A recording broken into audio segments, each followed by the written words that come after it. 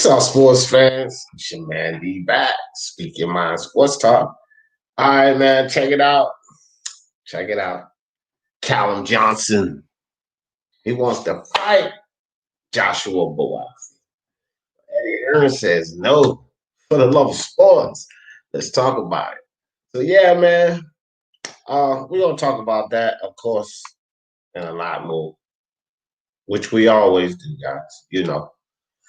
We never keep it to the specific topic. But I was reading about that. Drop the link. Link is already in the chat for anybody that want to join. But I was reading about that, and that's a good fight. That's a good fight. I would like to see that. Callum Johnson, Joshua Buatsi. He wants to make the fight. And Eddie Hearn saying no. See? And this the thing. It's the thing with Eddie Hearn. Like, bro, I hold Eddie Hearn in high regard. Eddie Hearn has had momentum. He's been on the move. But is Eddie Hearn slowing down? Like, is his momentum slowing down? That's the question. What's up, Chan? Well, Ice, what's good with you, fam? Because I think this is a move that needs to be made, to tell you the truth, for boxing and everything. So, what's the deal? Like, we need to get this. Eddie Hearn need to make it happen.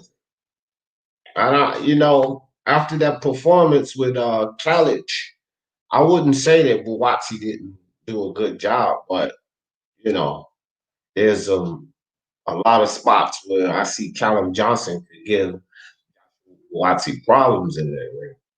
I will say that. Let me see. What's up, Toby? What's up, Joshua? Joshua said, "Are they both managed by him?" Um, I don't think Buatsi is managed by Eddie. I'm not sure. We'll find out real quick. I'm not sure who Joshua. I don't think he's managed by Eddie Hearn, but if he is, well, wait. I think Buatsi is. I don't know. No, let me. I think Buatsi is the one. One of them may not be Joshua Littlejohn. Let me check out right quick. I don't even know all of that, bro. Sometimes I just got to pull it up. Um, who knows? Who knows, man? I don't keep all of that. Then Remo Castro in the building. What's good with you? I'm doing great, brother. Appreciate you coming through. Devin Haney is a bum. Is on his way out. Uh tell you what, they're having a lot of issues with the Zone USA, that's for sure. They're, a broad company, and they did put a lot in the boxing, so it's safe to assume that they let me see. Frank Warren, he's Callum Johnson's with Frank Joshua Littlejohn. Callum Johnson's with Frank Warren. So yeah, no, they're not under the same management. So it's Callum Johnson making the call out. So Callum and Frank Warren, I would presume, and Eddie Hearn is saying no. Joshua Buatsi will not be ready to fight until next year, or he's not looking. Rather, he's not looking to make a fight for Joshua Buatsi until next year. So I don't know, which one it is. I don't want to put anything on Joshua Buatsi because it was Hearn that spoke, right? But could it be that Buatsi doesn't want to fight, or could it be that Hearn just doesn't want to make a fight for him until next year? Now, we know that Hearn is probably in financial stress right now because of the pandemic and him having to accept some of these fights without fans that he had planned to have fans for, that maybe there's going to be no pay-per-view. He claims he lost a ton of money on Fight Cap deal, which I think that was a little overinflated on what he spent. I spent years in construction, and I know how much projects cost. I've seen $5 million projects. A lot more.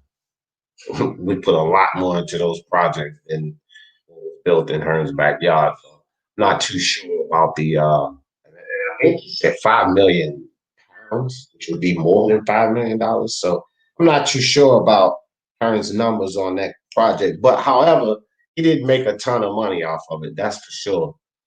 So, which it could be that Eddie Hearn doesn't want to put up the type of money that it's going to take to make that happen.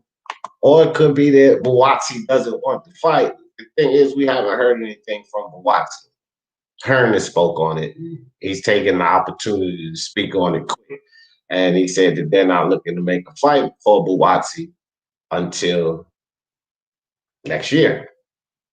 So that's the problem with the Callum Smith call out. All right, this P boxing, whoever the P boxing, whoever the P boxing is with, yeah, you do. Don't do that trolling or none of that because you're not P boxing, and we're getting a lot of duplicate accounts coming in here, causing a lot of confusion, bro. You're welcome to stay. Just don't do a lot of crazy stuff, or I'm gonna have to pay your rent by accident. I thought you would be boxing, but whatever. Anyway, Buatsi is managed by Joshua. Okay, well that makes sense. That makes sense. That's why Hearn's speaking. Well, what the hell does Hearn got to do speaking up with that? Maybe we should listen. I don't even know how much we can. Thanks for that, Toby. I don't even know how much we can put into that. Not hearing from AJ, which is his manager, or Joshua Buatsi himself. You know what I mean? Like, how much can we really put into that? Callum is with Eddie. Well, I just read something that said Callum was with Frank under the Frank Warren. He was promoted by Frank Warren. I'll look it up again, but yeah, I just looked it up. I don't know. Sometimes was he with Frank Warren at one time?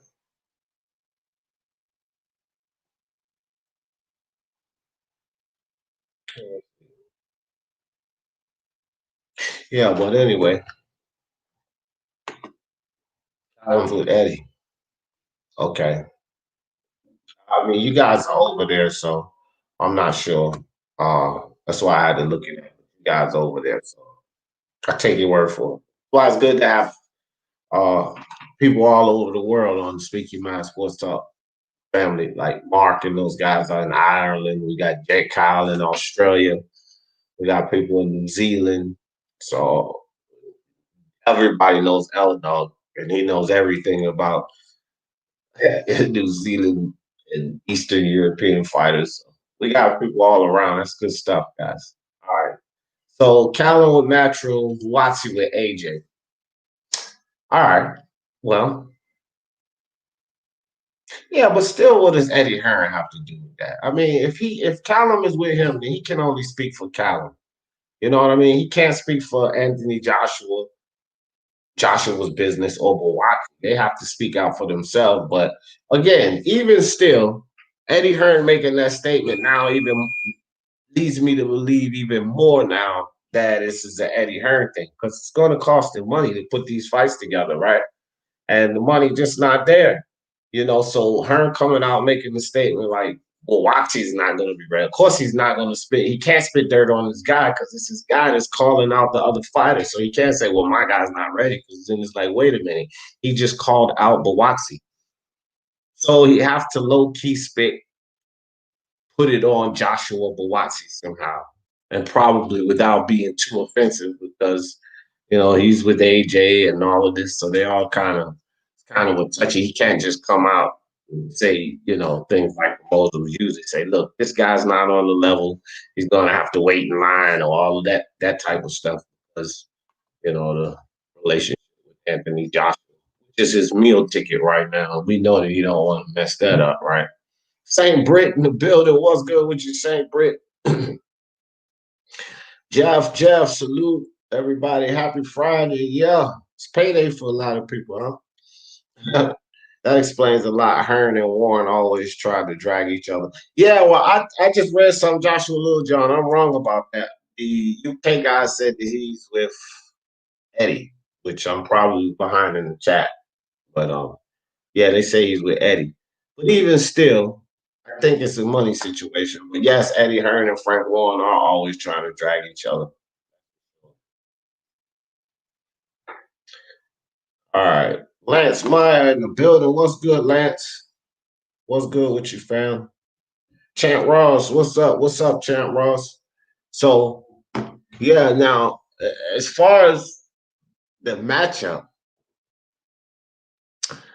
I don't know, man. I think it's a fairly even matchup between Johnson and Buatsi. But again, this is probably not going to happen.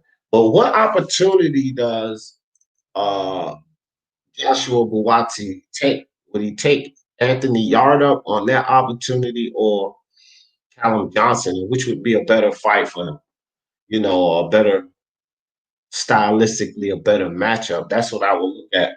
I think he and AJ are in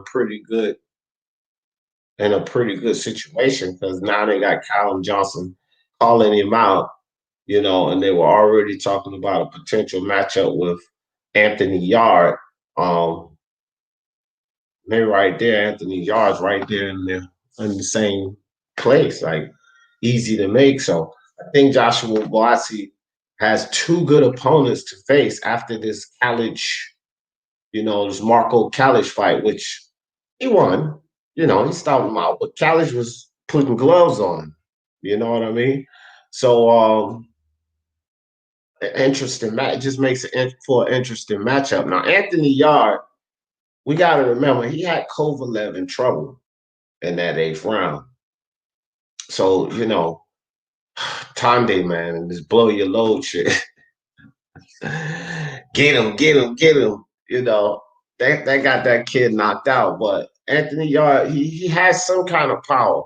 And, you know, I would have to say, you know, he has some power because he had Kovalev in big trouble. You know, the guys that he knocked out prior to Kovalev, I couldn't really gauge how much where his power was at, but he got Kovalev into pretty serious trouble. So I'll give him credit for having some power.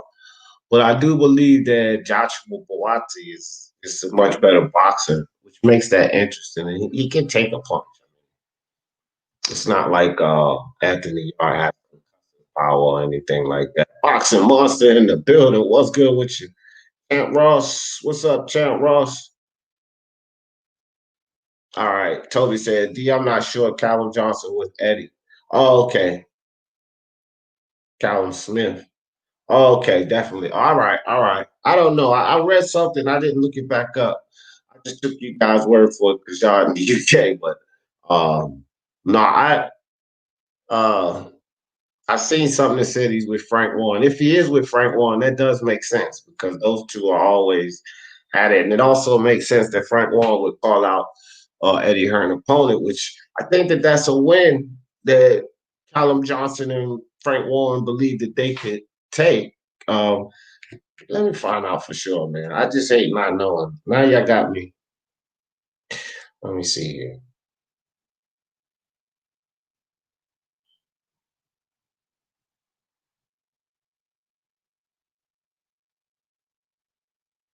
Yeah, he signed with promoter Frank Warren. There it is. It's right there.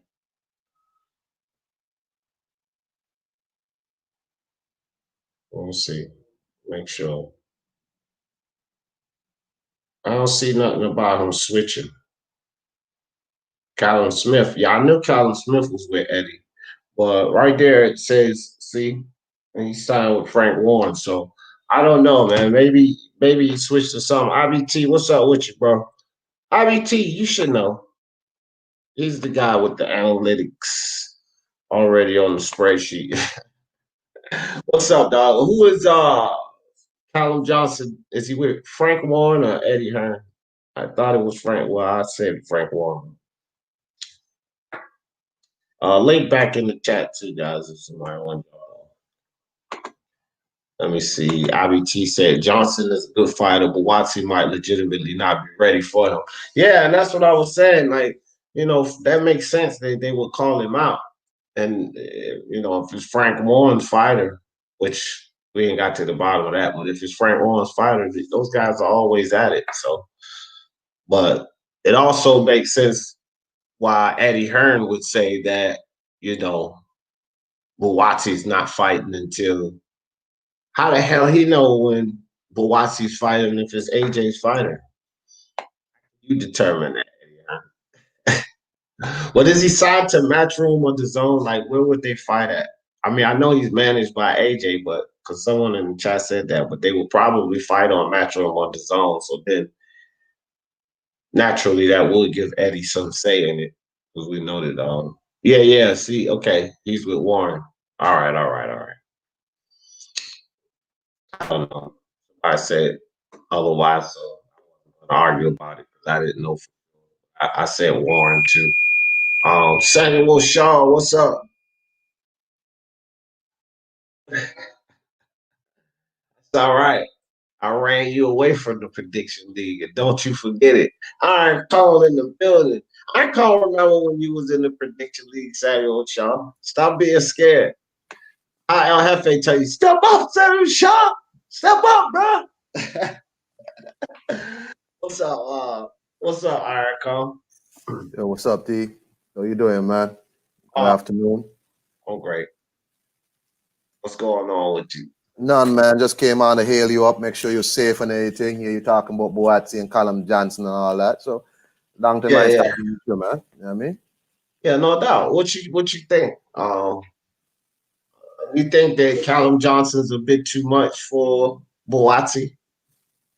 I don't know about too much, but I mean, I would. I heard Eddie Hearn had said also that he would like to get Callum Johnson like a run out fight. You know what I mean? Like because he himself hasn't fought in like however the hell long. You know what I mean?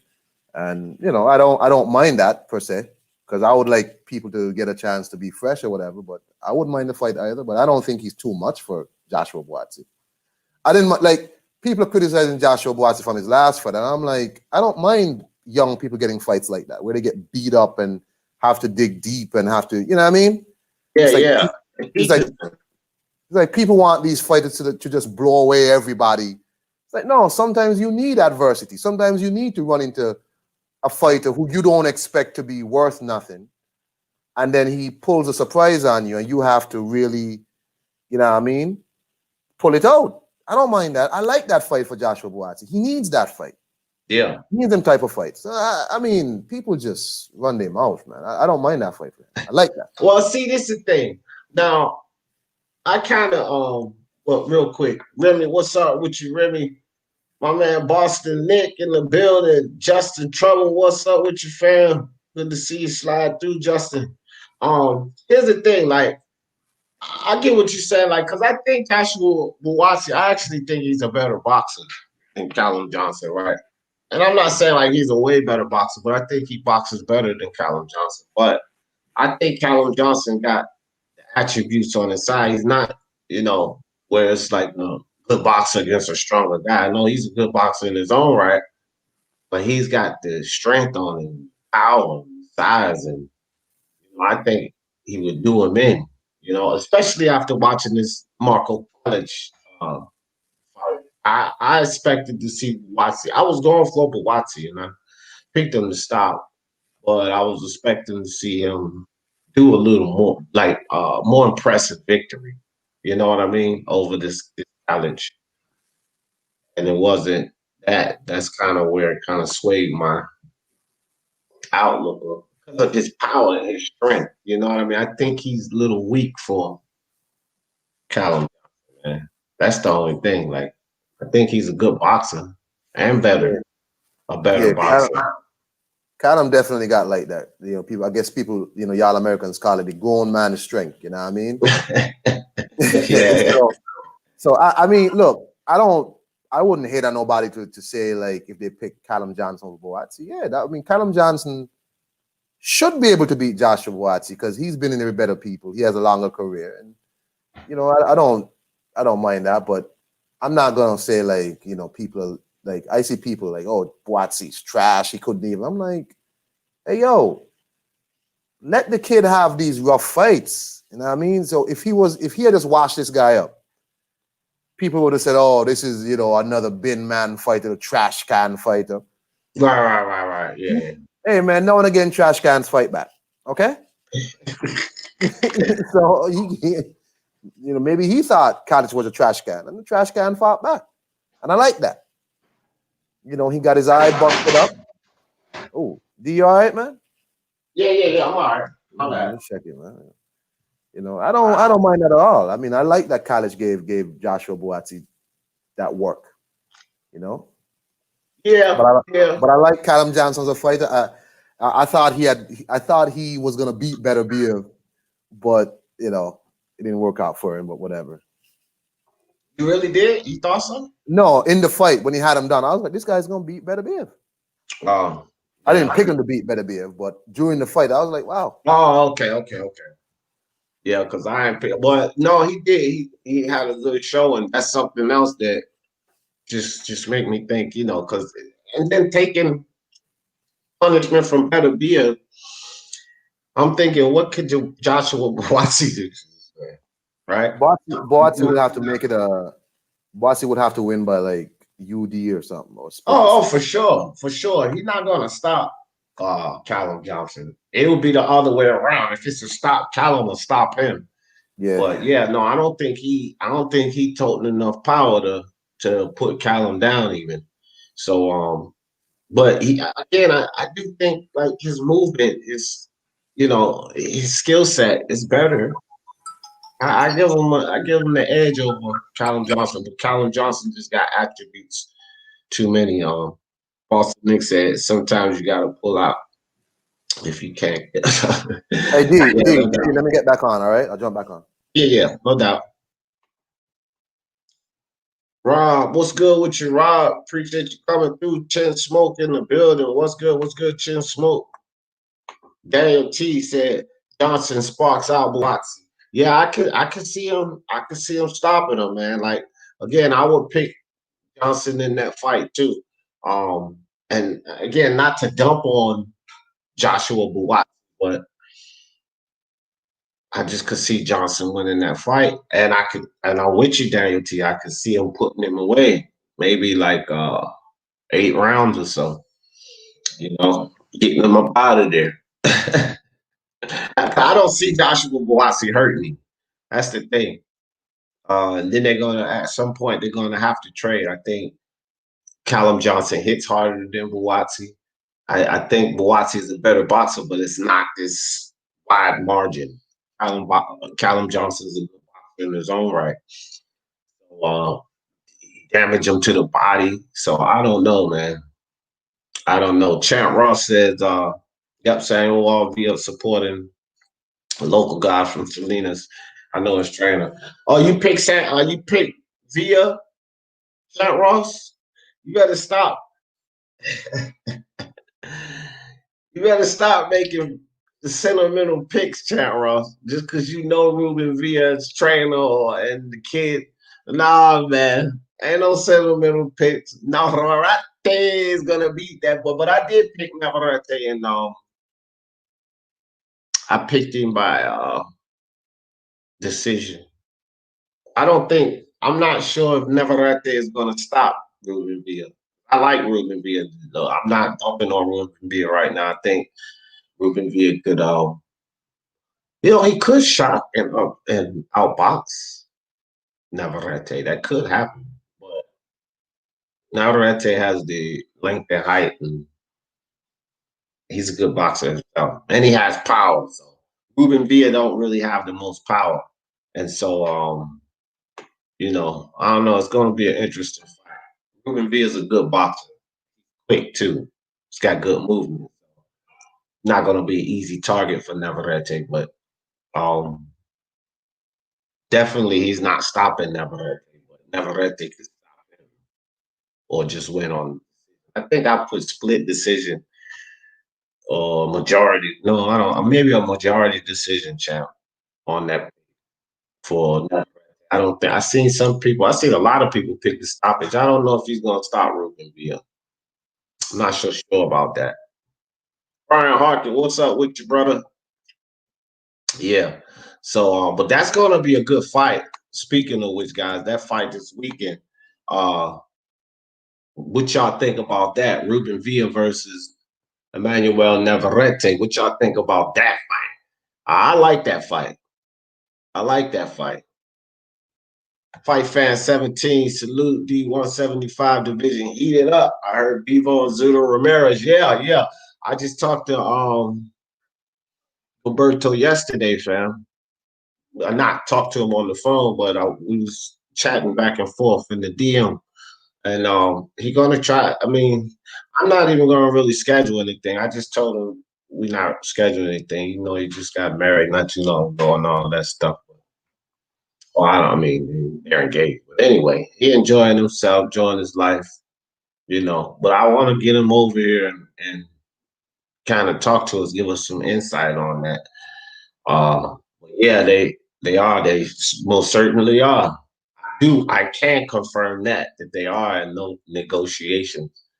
So that would be pretty good, man. That's going to be a tough fight for Zerto, bro. That's going to be a tough fight because I got to be honest. I will have to pick Dimitri Bivol in that fight. Not that I don't have faith in Zerto because I like Gilberto Ramirez, but man, Dimitri Bivol is a different animal, man. That dude's an excellent boxer. Hey, go Nick. Nick at work, not on his lunch break. What's up with you, bro? Let's put the final numbers up before I leave here in a couple hours. What the fuck is my drawers thing? Okay, I got you. Baranchik was cleared and is doing right. Okay, good. Yeah, that's good to hear about Baranchik because, boy, that was.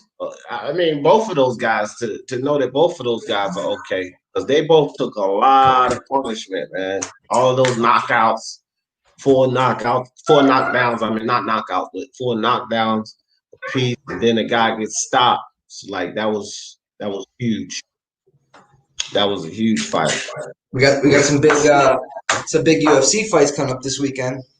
You got some good leads on those fights. I need some picks, man. Edson Barboza at minus. I mean, he's high up there, but he's a parlay piece for sure. He should run through Mach 1 Americani. And I like Marlon Moraes to beat Corey Sandhagen at a dog odds as well. That's the main event.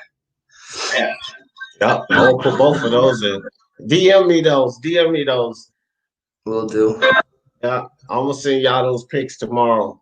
Those boxing picks, you and Billy and Preston. Rafael Dos Anjos came down with COVID. He's not fighting UFC 254 RDA. No, I didn't even hear that. Wow. It just came out. Yeah, man. That COVID situation, I don't know, man. I don't even know. Bro, my phone's making noise. What the fuck? Champ Ross said, I picked via split decision. I mean, it could happen, Champ Ross. I'm not saying Ruben Villa couldn't outbox. I think it's possible he could outbox Navarrete. So I just picked Navarrete. I think he's gonna get him. I got the odds up right now. Navarrete minus 300-ish. Yeah. See, champ. See what the odds say. Minus 300. Navarrete. The odds says Navarrete. 3-1 favorite. It's already. Wait, was it Navarrete? Is it Navarrete? Navarrete. Navarrete. Yeah. Let me see something. Well, other than the Matt Hughes and Victor, what is it? Kochagov, whatever that is. Yeah, yeah. That's what's the odds on that fight? It's William Hill is the only book that looks like it has it up, and it's at minus 200 for Victor and plus 160 for Maxi. I like that because I picked Victor to win that fight by split decision. So 2-1 pretty good. Everything else is freaking like 2,800, minus 2,800 to plus 1,460, minus 3,000, minus 3,600. Oh, I'm gonna send you some picks on them because there might be some shaky fights there. Something you might be able to slide in on. Yeah, maybe so. I love one of those dogs. I haven't done them for tomorrow, but I will though. MMA champ in the building. What's up? I'm in a Zoom class. Oh, okay. Hey, that's all right, man. Get that info, brother. He's in school. What they're doing. The Zoom school meetings. My daughter does it from here. She's been at home school. How does she like it? Oh, she loves it.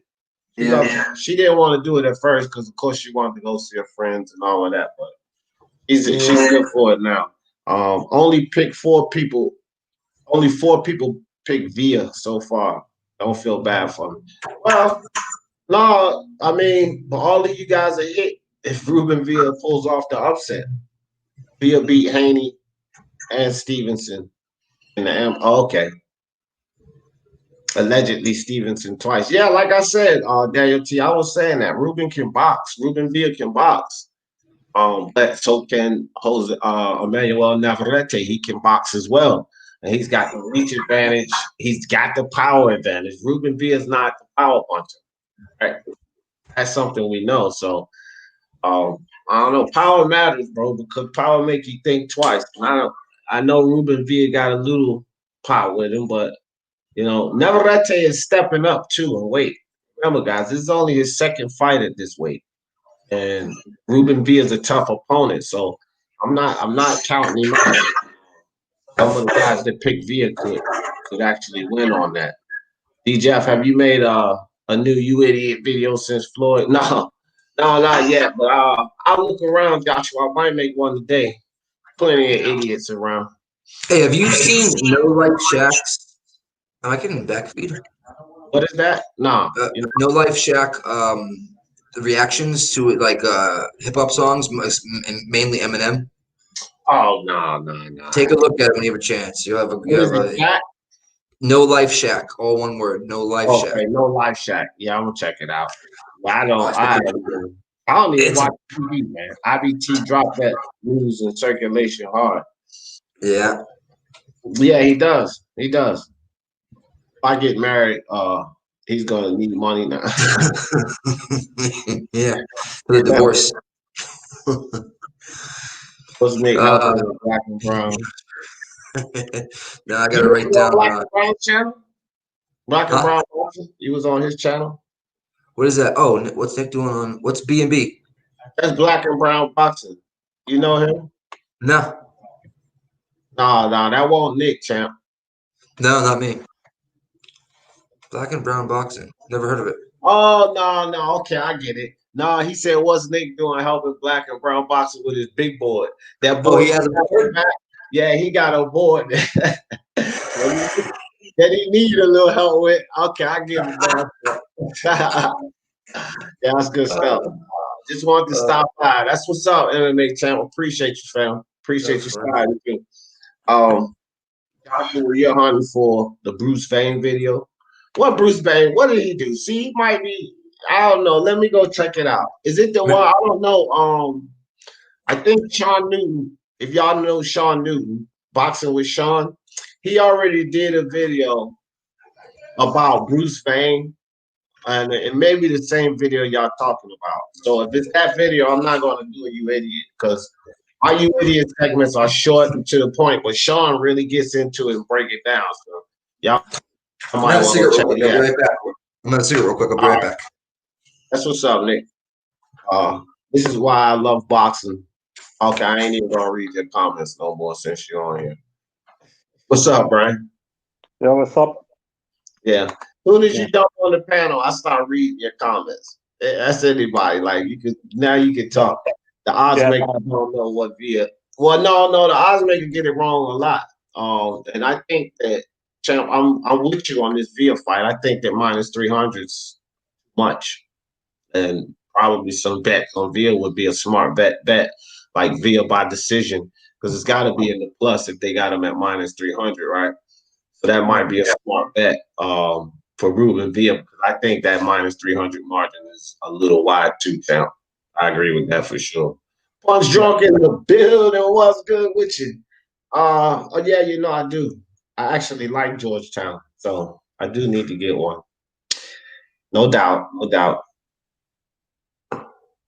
Though he does lack reach and power, that's for sure. That's a good point. Oh yeah, you talking?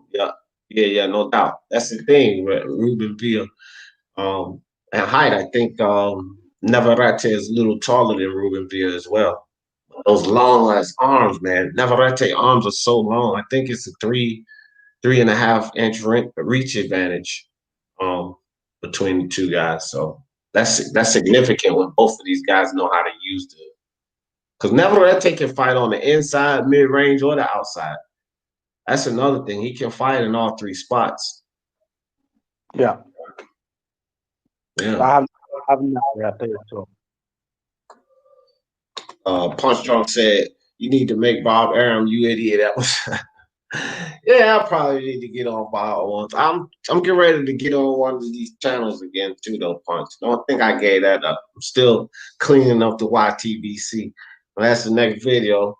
I'm probably gonna put that in the description. Still a little dirty. Took off for cleaning, and I'm back to getting the job done.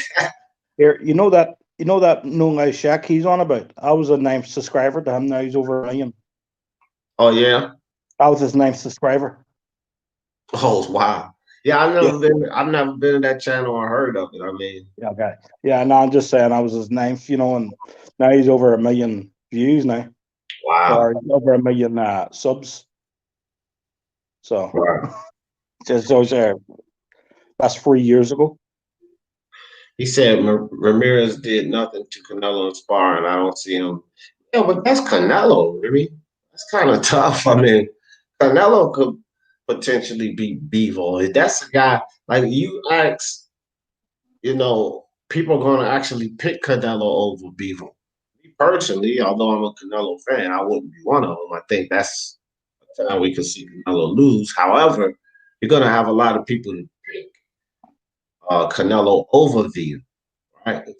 Hell, the bookies might even favor him over Villa. Bivol, I meant. So when you talk about Gilberto Ramirez and Bivol, that's a different story. He's not on the level of Canelo. So, Canelo makes a lot of people look bad. So him making Judo Ramirez look bad in sparring, I don't really think that takes too much away from Judo Ramirez, bro. Because that's Canelo Alvarez. It's not like it's some yuck he's in the ring with.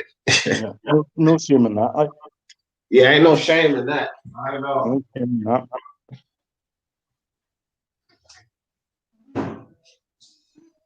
Man, damn nabbit. Damn plate. All right, let me see. Villa got wins over undefeated fighters. If he got good hand speed, he can outpoint Navarrete. Yeah, that's a possibility. He does have pretty good hand speed, but fight fan, but his reach, that reach advantage, Navarrete knows how to use his reach, right? So that's the thing. He's moving up too, isn't he? He's already up. This is his second fight at 26. Yeah. Oh, okay, yeah. Yeah, I knew he moved up recently. I wasn't sure if it was his last fight or this one. But yeah, I thought he was moving up for this, so I think he moved up after the dog bowl. Yeah. No, he had a couple fights after that, but he's already had a fight. He TKO. It was a TKO. They gave him a TKO in that fight, but this is only his second fight at 26, though. What's up, man? What's up, D? Shit. We were talking about, actually two things, because we always start up. Excuse me. So first it was, we popped up the live Callum Johnson, wants to fight Joshua Buatsi, but Hearn said he wouldn't be available to fight till next year. Then we start talking about, that fight. And then we were talking about Ruben Villa and Emmanuel Navarrete. So what you think about those two situations? Don't know much about the second one. The first one, Buatsi, that's what I was I hit the link for. I saw Buatsi and Williams. I wanted to touch on that. And I didn't know what weight would that be at. Would it be at 75 or 68?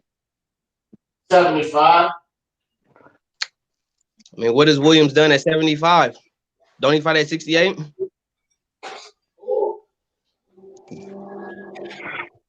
So Callum Johnson and Joshua Buatsi. Okay. All and Buatsi?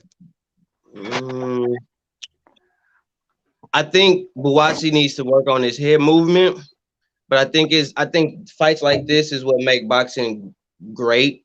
And I think we need more fights like this because it's a toss-up fight. It's a 50-50 fight. In my personal humble opinion, I really think this fight will be based on who makes the most mistakes or who capitalizes on the mistakes the most, because Yeah, you can make mistakes and they don't get capitalized on. And because I do think it's a 50-50 fight. I know people look at his last fight and say, oh, because of how he performed in his last fight, he's not going to do too much against Callum Johnson, blah, blah, blah, blah, blah, and all that. But at the same time, like I always say, just because you don't know nothing about a particular fighter doesn't mean he is good. And that's right. something that people do disrespect about certain fighters. Just because you have no idea who he is, this is the first time you've seen him, that doesn't mean he isn't good. Didn't nobody think Manny Pacquiao was going? I forgot who the guy. I keep remember who the guy was, but when Manny Pacquiao hit the scene, didn't nobody expect Manny Pacquiao to beat him? And then now we have Manny Pacquiao. Yeah, it was Marco Antonio Barra. Right. So yeah, didn't nobody think he was going to win that fight? Nobody picked him to win that. Everybody thought that was going to be an easy win, and it wasn't. well, including myself, because I was a big Marco Antonio Barra fan.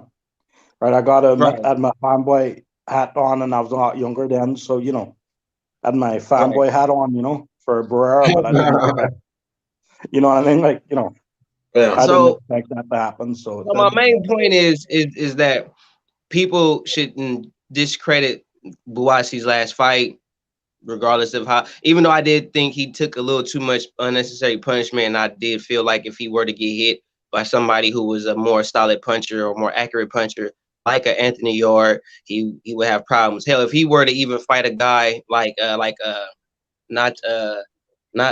Be, but Bivol would really hurt Buatsi based on his last performance. If he were to fight Bivol in that way with the volume punches, the decent pop, Bivol would destroy Buatsi just based on what you would see from his last fight. So we don't know that he may have, figured out the holes and the chinks in that fight and may come back a little bit better. So I do honestly think it's a 50-50 fight. I don't go with Johnson or Buatsi. It's a toss up to me, because I really feel like it's all on who gonna have the better night, and I just think, like I said, it's a 50-50 fight. And I think Buatsi, if he box good, keep him on the end with his jab, he'll give him a hell of a fight. But if Johnson is able to walk him down and punish him and all that, it's because Johnson do got pop. So Yeah, it's a 50-50 fight. That's what I was thinking. You can impose his will on. I don't think Buatsi can fight any differently. He likes to come forward, use his jab, come forward. He's not fleet-footed. And anyway, he's a flat-footed, come forward, crushing fighter. I don't think he can fight any differently. Yeah, he can't fight. He can't fight Callum Johnson. He can't fight Johnson like that. He cannot. He can't do that. He's got to outbox it. He has to outbox.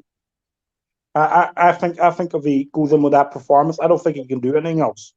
I've never seen him do it. I've never seen Buatsi do anything else but come forward flat-footed and work behind his jab. If he tries that against Johnson, I don't think he gets stopped, but I think he gets beaten on points.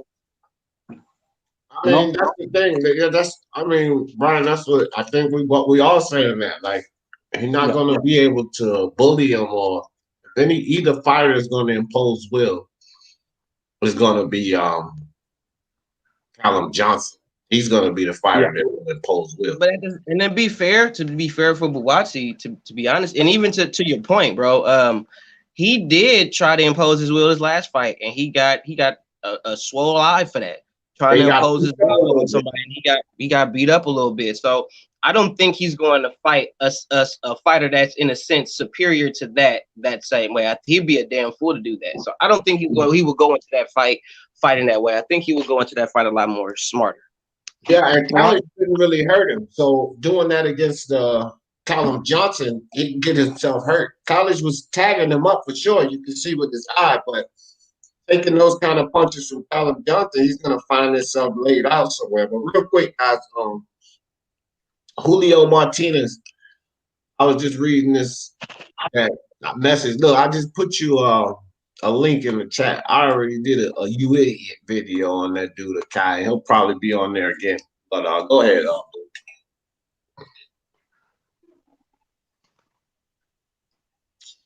So you say you don't know much about Ruben Villa, or I know you know Emmanuel Navarrete, right? Yeah, I know about him, but I don't know too much about his opponent. So I would actually, in that, I would be biased and just pick Navarrete just because I know more about him than his opponent, and I don't want to speak on it, and I don't have I'm not educated on it. That's being ignorant. I'm not going to do that. Ruben Villa is good. I think he's a really good boxer, and he could potentially outbox Navarrete because here's the thing. The first fight that he had at 126, I can't remember the guy's name he was fighting, but he was taking Navarrete shots pretty well, right? Yeah. And Ruben Villa can take shots well. I've seen him take shots well. So it's still a question, in my opinion, of Navarrete's power at 126. He only had that one fight. Yeah.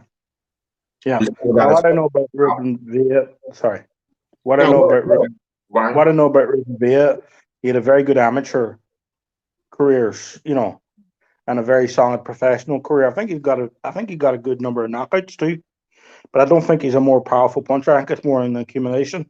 Yeah, he don't have many knockouts. That's the thing. Yeah. No, he's not he's not a high knockout ratio. And Navarrete he's in like the 80 percentile, 82% knockout. So yeah. But a lot of that was from 122. So I'm saying that's gonna matter. Like he's 4 pounds up now, and that matters. You know what I mean? Yeah. Yeah. That's a fight. That's a good fight. I have Navarrete winning, but no, I wouldn't be surprised if he wins by decision. Yeah, I seen Martinez. Yeah, he looks good. He does. I agree with that, Julio. Justin Trouble says, "Duke the boxing monster." Let me catch up to the chat. Dragon Leg in the building was good. I'm still picking my boy Bivol over Canelo. Yeah, that ain't a bad pick. I might have to pick Bivol over Canelo too if that fight was to ever happen. That's the guy that I think could beat him. People say, "Well, who could beat Canelo?" I am. I'm picking Canelo. I picked Canelo over Bivol. Yeah, I first picked Bivol over Canelo, but I had recently switched that, so I'm picking Canelo over Bivol. Okay. The only way I see that happen is that fight happens at 160th. That's the only way I can see real that quick. happen. Pacquiao will beat the brakes off of Conor McGregor, correct? Yeah, obviously, he'll beat the holy shit out. Oh, yeah. I'll tell you a story. Don't get me started on that. This was before the Spider lost to Chris Weidman, right? He did a 3-round sparring with Manny Pacquiao, and he said Manny Pacquiao beat him up. That was that Spider. Conor McGregor has no fucking chance. Before Weidman fought Silva, he sparred Manny Pacquiao, and he said Manny Pacquiao beat him up every round. And that's hilarious because that's like a 40 or 50 pound difference. Y'all know why Conor trying to fight Manny? Yeah, money. No, aside from money. Do y'all know another reason why he's trying to fight? We all know money. That's the obvious reason. He wanted to. In my head, he thinks he can beat him because he doesn't. He thinks he'll actually fight him. He wanted to fight Diego Sanchez in a pay-per-view fight. A 39-year-old Diego Sanchez in a pay-per-view main event fight. And Dana White told him, "No, I'm not finna put you in there with." And no one really gives two shits about who Diego Sanchez is, and he's 39 years old. He's pretty much a journeyman. So, what do you have to prove to fight him? People want to see you fight Khabib or some other top name dude like Nate Diaz or some shit like that. So he didn't get that fight with Dana White. So because he didn't get that fight, he decided to slide his little ass over here to boxing and start calling out Manny Pacquiao because he's not getting the fights that he wants in the UFC. So he's trying to push. He's trying to push this Manny Pacquiao fight because he's not getting the fights that he wants. Dana's not giving him the fights that he wants in the UFC. Well, they just announced yesterday Dustin Poirier versus Conor McGregor, either December or late November. It was going to be a boxing match, like a for charity, and now they're turning it into an actual, MMA match. Dustin versus Connor. This is their second time fighting. They fought year 2014, and he's donating $500,000 to Dustin's charity, that foundation or whatnot, because that's what he was supposed to do in the boxing match. So now it's actually becoming a fight. So that's his next fight now is Dustin Poirier. Oh, you're gonna beat him up you're gonna beat him up and then donate $500,000 to his charity. I like Dustin in that fight, man. He's an actual he's the well-rounded fighter that put it this way, when they first fought, Conor McGregor was leaps and bounds ahead of him in the MMA game. Now Dustin's finally caught up to himself and he's a well-rounded, full-fledged, you know what I mean? I want to see. And Conor got 2 MMA fights in 3.5 years. One being Cowboy Cerrone. Yeah, true that. He has been out. You know what I mean? And beaten by Khabib. So, yeah. We'll see. A lot of people said that when he was going into the Cerrone fight, he demolished him. Shoulder strikes. With shoulder strikes. That shows you how much Cowboy is really out of the game. You know what I mean? Yeah. But I mean, but that's why people, I'm just saying, like, you had a lot of people saying, well, Conor's been out, this, that, and the third. And, it was Cowboy, but he just came in there and put him away, bro. You guys got a bunch more fights Saturday, too, looks like. Yeah. Well, it's some more tomorrow. Yeah, it's only 3 tonight. Yeah. But Saturday, it's a bunch of fights Saturday. Yeah. You're right. You're talking about MMA. I'm like, everybody wants to see that fight, Justin. Trouble. Bivol versus Better BF. We all want to see that fight. For sure. Remy said, I said that because it looked like Canelo was sparring a one-eyed giant. Yeah. I mean, again, man, I just think Canelo could make a lot of people look bad, Remy. I feel you. I don't think if the surprise, Remy, would have been to me if Tito Ramirez looked real good against Canelo. That would have been the surprise. Like, wow, man, he did that against Canelo. Then it is sparring too. Yeah, that's DT3 Bull, man. To me, I think Bivol is a harder punching version of Joe Calzaghe. I watched Bivol like 3 days ago, and he just reminds me of a harder punching Joe Calzaghe. Yeah, that's what he reminds me of. How is that disrespectful? Because Bivol's footwork is better. To me, Bivol has more tools than Joe, man. I'm saying as far as his punches are concerned, the way that he punches, the volumes, the amounts of punches he throws, all that. I got you. That's what I mean. Like the way that he puts his punches together, it reminds me of Joe Calzaghe. Now, all the other extra tangibles that he possesses, that's what makes Bivol. But I'm saying as far as like his punches, how he throws his punches, it reminds me of Joe Calzaghe, except he got popped. Right. Yeah. I agree with you, MMA champ. That would be a mega fight for the hardcore fans, but you can't make no money off of it. Yeah. That's what I like, man. Is all the good fights where it's like the good fights is no one can make no money off of it, which makes entirely no sense. That's a hell of a fight. It's a hell of a fight. But it makes no money. 2 champions, that's crazy that we're saying that 2 world champions won't make money if we were to make that fight. That makes entirely no sense. Black Power, what's good with you, brother, man? Appreciate you coming. Boxing Monster said, I want to see Wilder Ortiz 3. Let's give Wilder a W after all the cheating. Get out of here, boss. He trying to get me started, man. Fury ain't cheat nothing. Wilder get ready. How come Fury get ready to go fight? Again, they're talking about Fury fighting again in December because Wilder is not going to take the fight. Let's talk about that anyway. It don't make no sense. 1 minute, to me, I want to hear Wilder come forth and say something. I don't want to see no video about him so-called training with somebody. I want to see what he's really talking about pertaining to the fights coming up, because 1 minute you hear he's going to fight, next minute you hear he's not going to fight. Tyson Fury is supposed to be fighting AJ. So what's really going on, boxing world? what's really finna happen? What's really going on? Somebody let me know something, because what it looked like to me is that the fight's not going to happen, and Tyson Fury is looking towards fighting Anthony Joshua, and that's what it looks like. Yeah. But I mean, based on anything else, I mean, you can't call it no other way. It just looked like the Wilder Fury 3 fight is just not going to happen. It don't even look like either one of them is eager to make the fight happen to me. Fury, how it don't look like Fury either? He been talking shit to Wilder. Come out hiding your dosa. You know what I Fury mean? talk shit. That's what Fury do, though. Fury talk shit. We can't. We think of something different if Fury didn't talk shit. Well, Frank Warren just reported that Tyson Fury is looking at fighting in December, whether Wilder and them come to the table or not. Now, with that being said, he said looking for making a fight in December. Y'all check this out. I think that motherfucker gonna go do another fight on the WWE. Yeah, I can see that. I'm telling you, bro. Probably make more money too.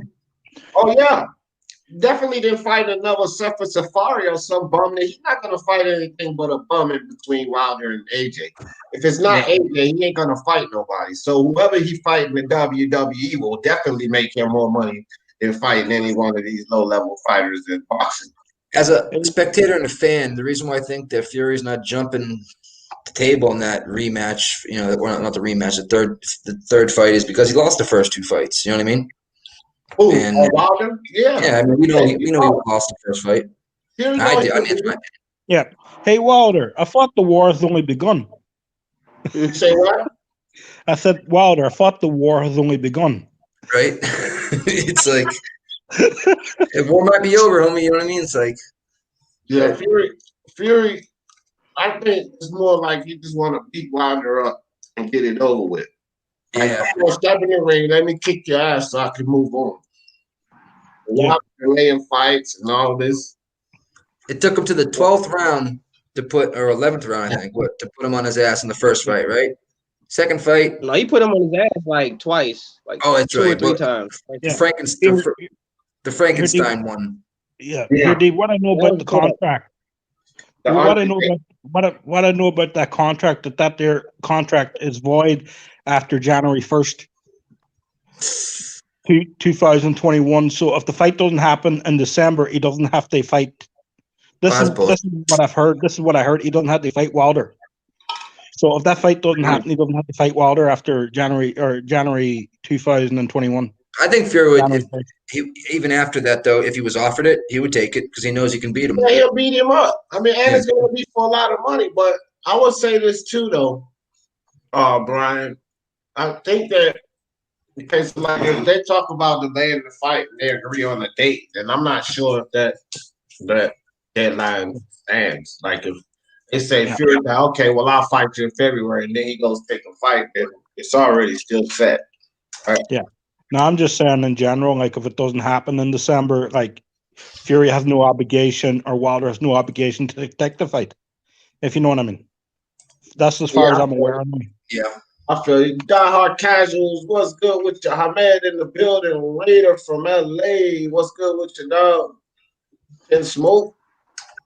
Chin Smoke been in What do y'all think about him having Malik Scott as his trainer now after firing Mark Breland? That's what I wanted to ask you about, D. Oh man, that's now just that he has Malik Scott.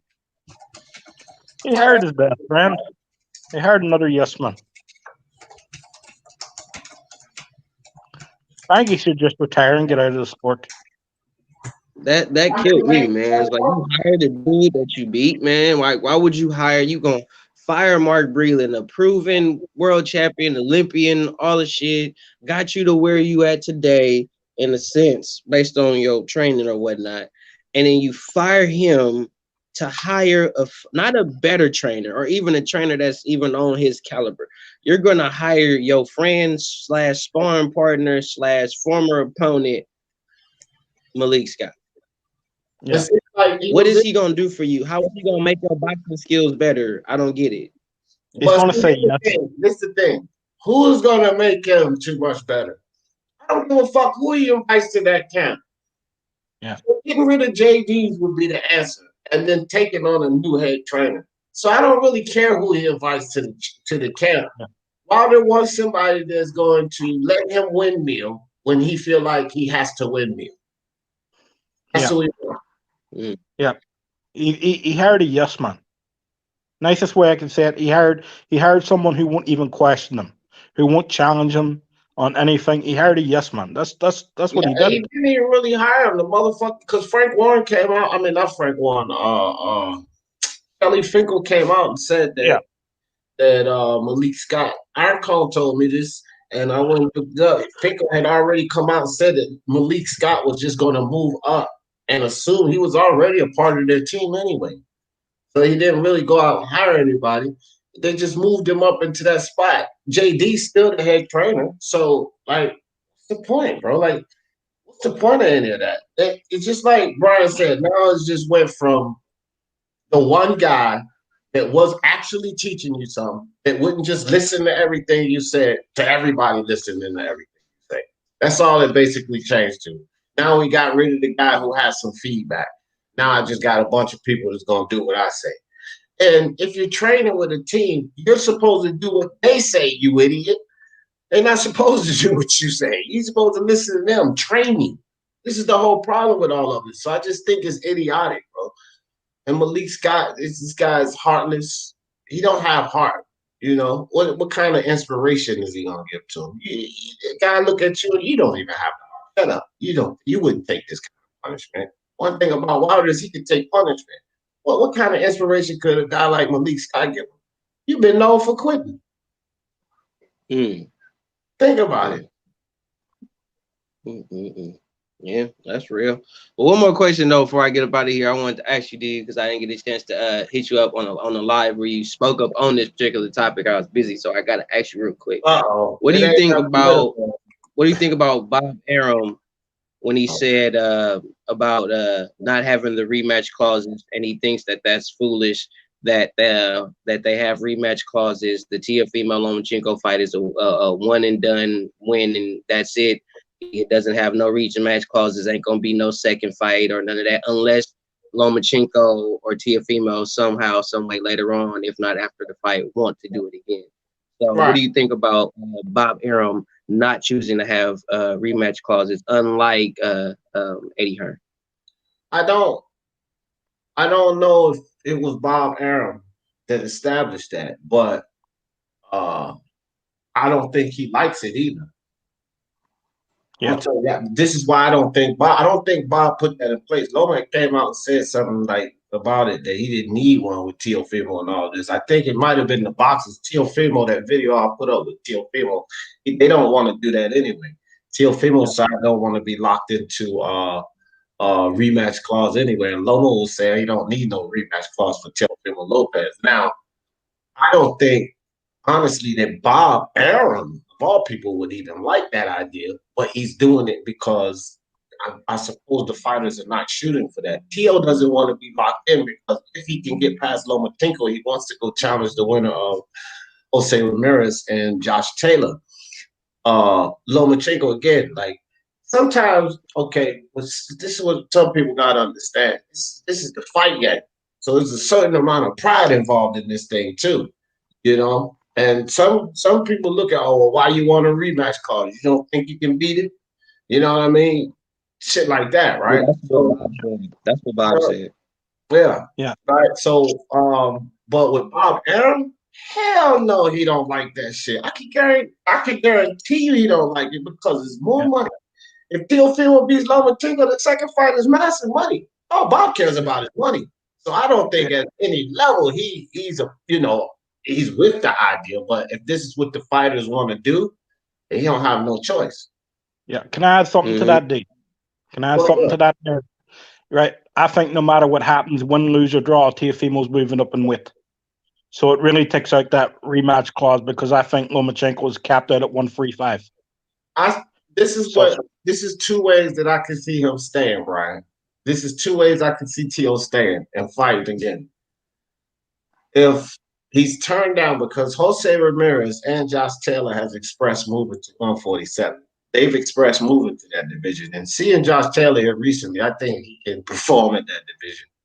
Jose Ramirez, I'm not really so sure, but I will say this. if they was to get turned down, Senior and if they were to get turned down for the winner of that match, which I think it should be easy to make because of the WBO exclusion, that you could go up and challenge the champion. But those champions can just relinquish the belt. They don't have to stay there. They can go on for their ambitions. But so let's say that happened. A fight with Tank Davis or either Devin Haney would be still really lucrative and a match that he might want to make at 135. See, Tank Davis, I think he beats the shit out of Tank Davis. He knocks his ass out. I don't care what anybody say. But it'll be a lucrative fight. Very, very lucrative.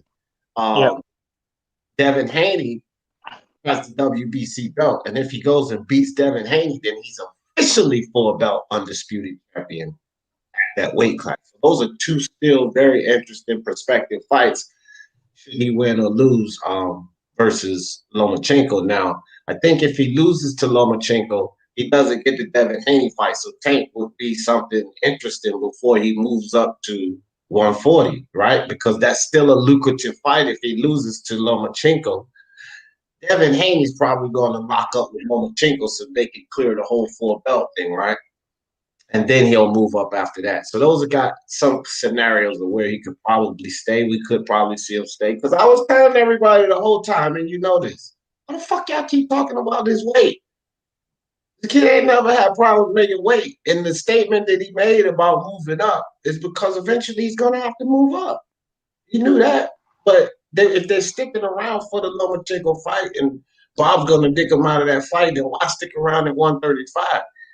You know what I mean? So that's what he was saying back then. And everybody took that into he's going to struggle making weight. He's going to struggle making weight. But I think he could fight two, maybe three more times at 135 before moving up. Yeah, well, I heard an interview on Punch Drunk with Teofimo's dad. Basically, him saying after this fight, he's moving up regardless. So, that's where I got that information from. Yeah, I want to make something clear. Punch Drunk was my man, 20 grand. I think he in here. But I got a live posted up. I've been saying this shit for a long time, man. Like, even before they went on to Punch Drunk Live, Senior came over here. And he was on the live with me. And, like, I've been had that information out there. People just, I don't think you was around as much at the time, though, Brian. But, yeah, I've been putting that information out. Like, I've been consistent with that. Like, dude, he's going to go challenge Ramirez and Taylor. I've been saying that shit for months, fam. Like, this is the plan. But those two scenarios that I gave you, he lose, which I don't think so, because Teofimo Lopez is going to knock Lomachenko the fuck out 7th round. So I don't think that happens. But if he does lose, Tank Davis is a good option before he moves up. If he does win and Jose Ramirez or Josh Taylor turns him down, which I really wouldn't see why, but Tank Davis and Devin Haney becomes an option also. You know what I mean? Yeah. No, I don't think it goes 7 though. I don't think it's gonna go 7. I really don't. I think Teofimo gonna get him out of there between like 4 and 6. Oh, and shit. The only reason why I say that is because if it goes 7 and up, I think Loma, because Loma got gas, and that's no disrespect to T.O. I'm picking T.O. to win the fight, bro. But I just don't think because Loma is like a fucking computer in there. Like he's taking up. I know because I've seen a guy do this. Dude has done this shit to me in sparring before.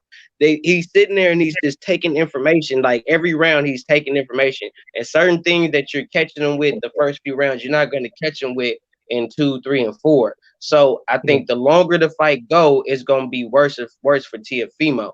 But I believe that this is going to be a true test of Lomachenko's chin. It ain't going to be a test of his skills because we know he got skills. It's going to be a test of his chin and his pop. We know he fast and all that shit. We're going to see if he got the strength to keep in the pop to keep Teofimo off of him or back him up. Because if he don't got the pop, which I don't think he do, to keep Teofimo off of him, it's going to be a rough night for Loma.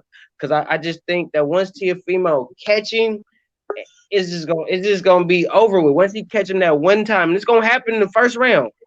It's gonna happen in the first round. He gonna catch him, and then that's gonna be a telltale fight, and he's just gonna start punishing him. And I just think that if the longer the fight lasts, Lomachenko is gonna make proper adjustments, and he's just gonna turn the fight into his way.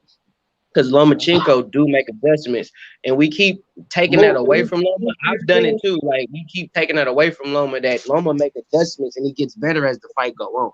He don't fight the same way round by round. Right. Yeah. Hold on, Brian.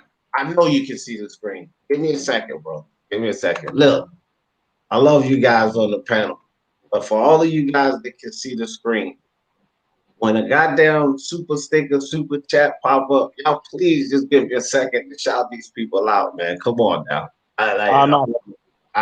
Like I said, if you could see the screen, if you can't see the screen, I can't say nothing. But if you could see the screen, like, and that's why I put them up there.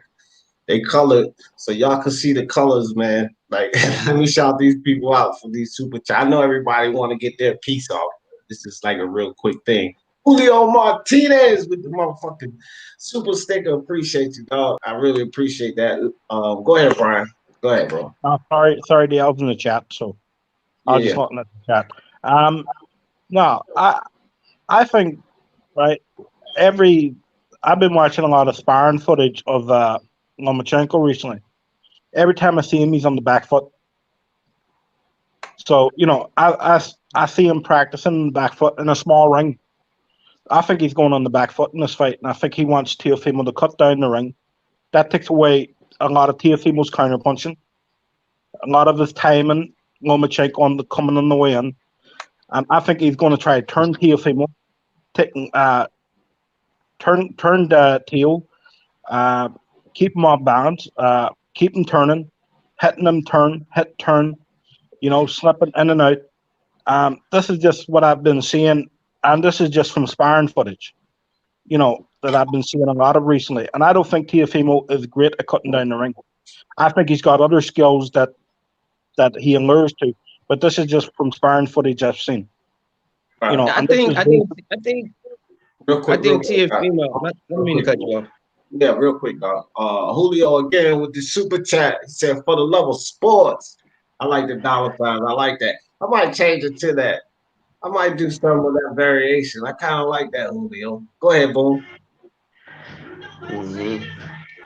But yeah, I think that Teofimo, everybody failed to realize also is one thing to look at him outside the ring. It's another thing when you're in there with him. And I think it's gonna be something similar, maybe not exact, but it's gonna be something similar to maybe what we thought was gonna happen with him and Rigondeaux, Loma and Rigondeaux. We thought Rigondeaux was just gonna catch Loma with some hot shit, and it's gonna be a different thing. But when Rigondeaux got in there with him, and the same thing could be said for Luke Campbell and Jorge Linares. When they got in there with him, it was like, oh shit, this dude is really what they say he is. He's not all hype. And I think Teofimo, to Lomachenko's credit, like I said, I'm picking Teofimo to win the fight. Like I said, I'm just coming from an unbiased perspective. I just think that when Teofimo gets in there with him, he's going to see certain little things that he has never seen from other fighters. And I think that's where it's going to be different for Teofimo. It's like, okay, I got to be on my P's and Q's with this guy the whole fight. Teofimo can't make any mistakes in this fight. He can't make any mistakes. This is a dude with pretty much 400 amateur fights, and all his fights have been pretty much been championship caliber fights. He cannot make any mistakes with Lomachenko, period. Yeah, no, I agree with that. I do agree. Yo, D, bro, I want to address something, D. What's up, Tyler? Hold on right quick, Tyler. Obviously, I don't even know what you talk about, dog. You could be in the DM or just come in. It's because bitch ass Hamed, bro, keeps timing everybody out. Oh, yeah. Okay, see. Hamed. Dog. All right, that's easy. All right, but what's up, Coco? What do you think about the boxing? And we already take care of that timing out. Boxing, fam. Hey, bro, my phone's about to die for some reason. I just want to say what's going on, bro. I don't hit the like, bro. That's what it is. Appreciate you coming on, dog. You're always welcome. All right, so back to it. No doubt. Appreciate you, Tyler. Back to it. P-Boxing. Yo, what's up, guys? What's up to the panel? What's up to the chat? Yo, What's did up, you speak about the Callum? Or are we still gonna speak about afterwards? Callum No, Johnson. I was just going to ask you about that. Callum Johnson and Joshua Buatsi. I was about to get your thoughts on that because that was the main topic. So go ahead, break it down what you think about that. Yeah, man. What are they gonna make the fight, or Callum Johnson wants it? What's up with it? No. Okay, so this is what happened. Callum Johnson, he called out Joshua Buatsi. He said he want to fight him, but Eddie Hearn came out and said that Joshua Buatsi won't be ready until next year to fight. That was the only response that, he just won't be ready till next year to fight. And see, the thing with me is you leaving it open, right? Because if you won't be ready to fight till next year, we'll set it up for next year. What is it, January, February? But I think it might be looking at 2P Anthony Yard, because remember that was in the discussion too. And I think that's a better fight for Joshua. I think Johnson might beat him. You know what I mean? So Anthony Yard, I think maybe he has a better opportunity of winning that fight. And before moving up to guys like Callum Johnson, Callum Smith, or whoever, or not Smith, but Callum Johnson or one of these other top guys, maybe he should fight like an Anthony Yard, see if he can get through that. Yeah, to be honest, I can see why Eddie Hearn is saying like he can't fight this year because Joshua Buatsi, he got his eyes are bust, so he's still in recovery mode. He fought against the Warrior in college the other day. He was undefeated. I never seen Callum Johnson being any undefeated guy. When he was fighting against an undefeated guy in the name of Artur Beterbiev, he lost. He got knocked out. So, why not make the fight next year before you make the Yard fight? I definitely want to see Callum Johnson against Buatsi next. I got obviously Buatsi winning because Callum Johnson, he's getting on with age. He's 35. He's all, I mean, and I don't think anything good of him. He's a good fighter, but I don't think he's world class. I think Buatsi is a world class in light heavyweight. You know what I mean? He doesn't, not a lot of people know about him because, he hasn't fought big names yet, but he will be fighting big names soon. You know what I mean? He's probably going to be the next world champion coming out of the UK.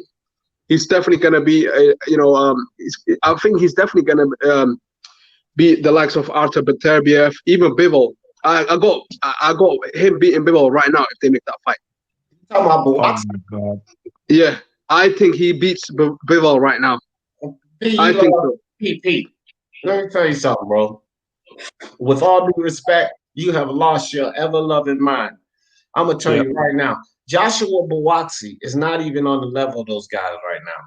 But Beterbiev and Bivol will fucking spark him.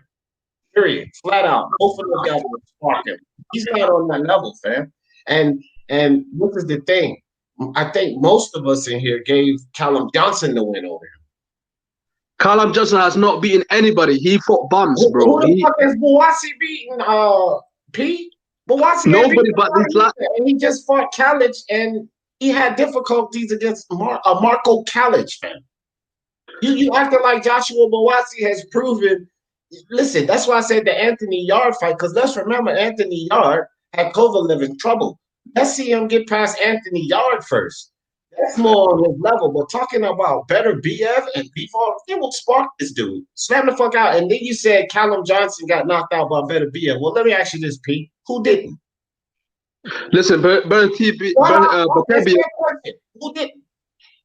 I know. Beterbiev is a good fighter. He's one of my favorite fighters, actually. Well, everybody that's faced him been knocked out, is my point. So to say that he got stopped by Beterbiev, that's not really saying shit. Because no, but I'm saying right now, I'm not talking about Beterbiev. I'm talking about Bivol.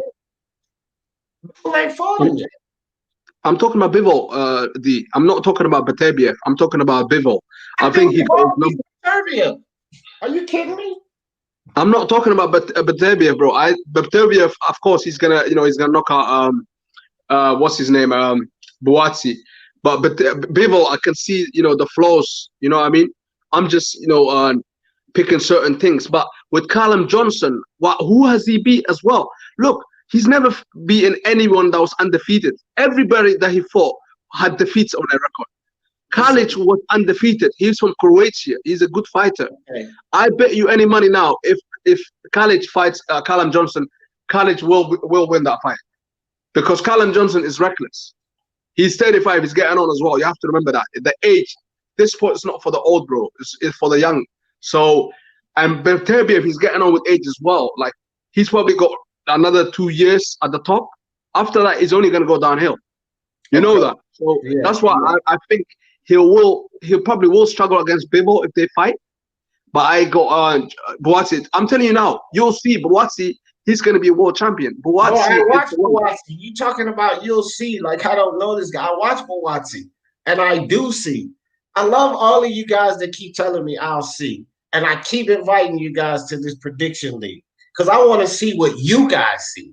That's how you can tell how much you see in the fucking ring. You could come in that prediction league and do, like, say, IBT, who's currently in first place, may win the thing. Unrivaled came right into the prediction league. He's currently in third place. Wasi Rahman is in second place. They can see. I want to see what you can see. One thing about me, and I still plan to take Mark down this week. I've been in the top 3 since I've been in this fucking league, fam. And we got okay. So I just love when people keep saying, "What you got? You'll see. You'll see." I see these things, and what I see with Bivol, and what I see with Buatsi, especially right now, he's saying he'll beat Bivol right now. They're levels apart, fam. Not a level, levels. Bivol is a couple of levels ahead of Joshua Buatsi. So to say to me that he'll beat Bivol right now and I will see, no. You will see that no fucking way is he on that level. It's not what I'll see. You will see that he's not on that level to beat a Dimitri Bivol. Do you think Bivol can knock him out? He don't have to. I think he can, but he won't have to. He's a better movement. He has better punch placement, better timing. What does Joshua Buatsi do from what you see? What the fuck does he do better than Bivol? He's got the dog in him. He's got the dog in him. The other day when he was fighting with one eye. He was fighting with one eye. Okay, so Dog is going to beat him. He's a dog, bro. He doesn't beat him in no other category. The dog in him is going to get it done, is what you're telling me. Because I just asked you what technical skills, what feints, he can bang, you know what I mean? He goes forward. What does he do better than Bivol? Explain this to me. What the fuck does Joshua Buatsi do better than Bivol? He can cut off the ring. He's, you know what I mean? He's a better puncher than Bivol. And once he hurts you, he's gonna finish you. He's one of the best finishers. He's not a better puncher than Bivol, like you just said about Johnson. Who the fuck is he knocked out? P. He ain't fought no fucking body. He's still a prospect. He's a prospect. That's what I'm saying, though. He's had 13 fights. You're not even being fucking realistic right now because you're I am saying, being realistic. He had 13 fights. Don't start all that cutting off shit. Let's go one at a time here.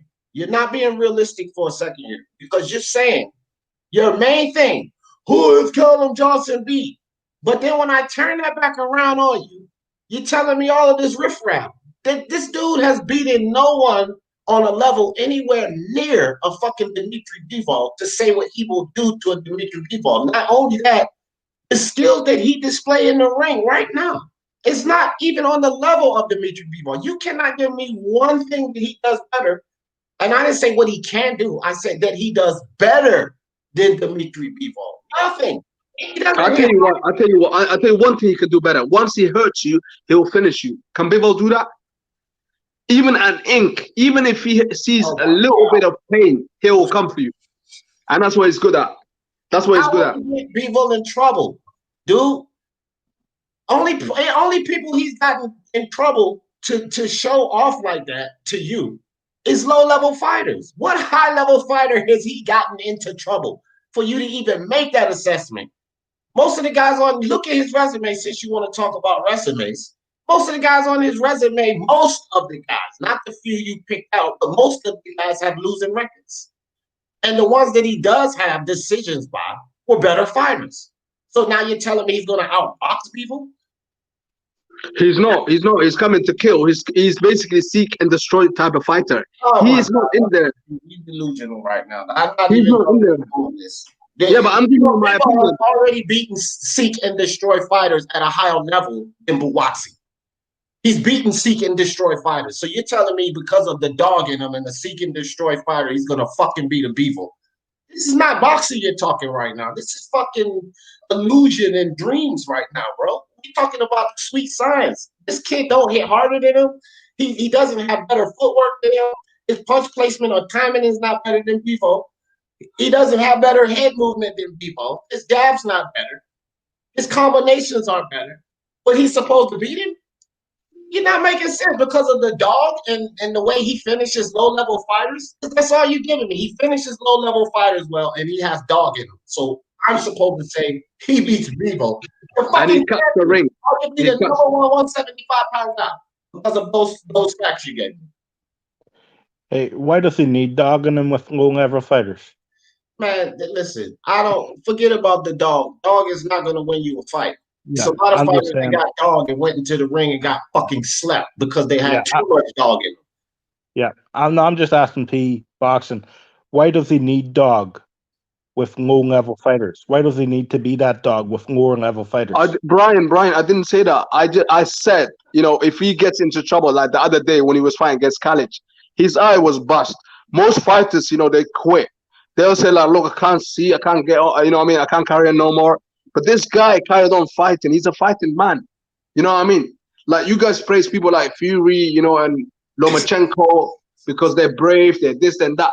This guy don't even get the brace. His eye, he was fighting with one eye, bro. And he still carried on and he still knocked out the guy. And he broke his chin. Skills. Okay, They're brave. Hold on, Brian. Sorry. So he's gritty. He was fighting with one eye and he stopped Callage, fam. Callage. Don't say the guy. He stopped Callage.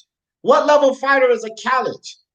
The reality of it, P, let me break it down to you because I broke down this fight. The reality of it is he should have stopped Callage without getting a hurt eye.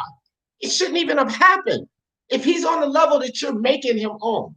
Do you know what Bivol or better BF would do to Callage? Easy work, fam.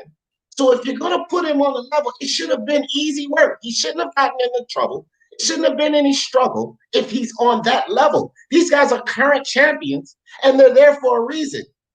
Okay? Better BF beat Vosdik. Vosdik will, in my opinion, beat the living shit out of Buatsi. Period, fam. Better BF has already taken this guy out.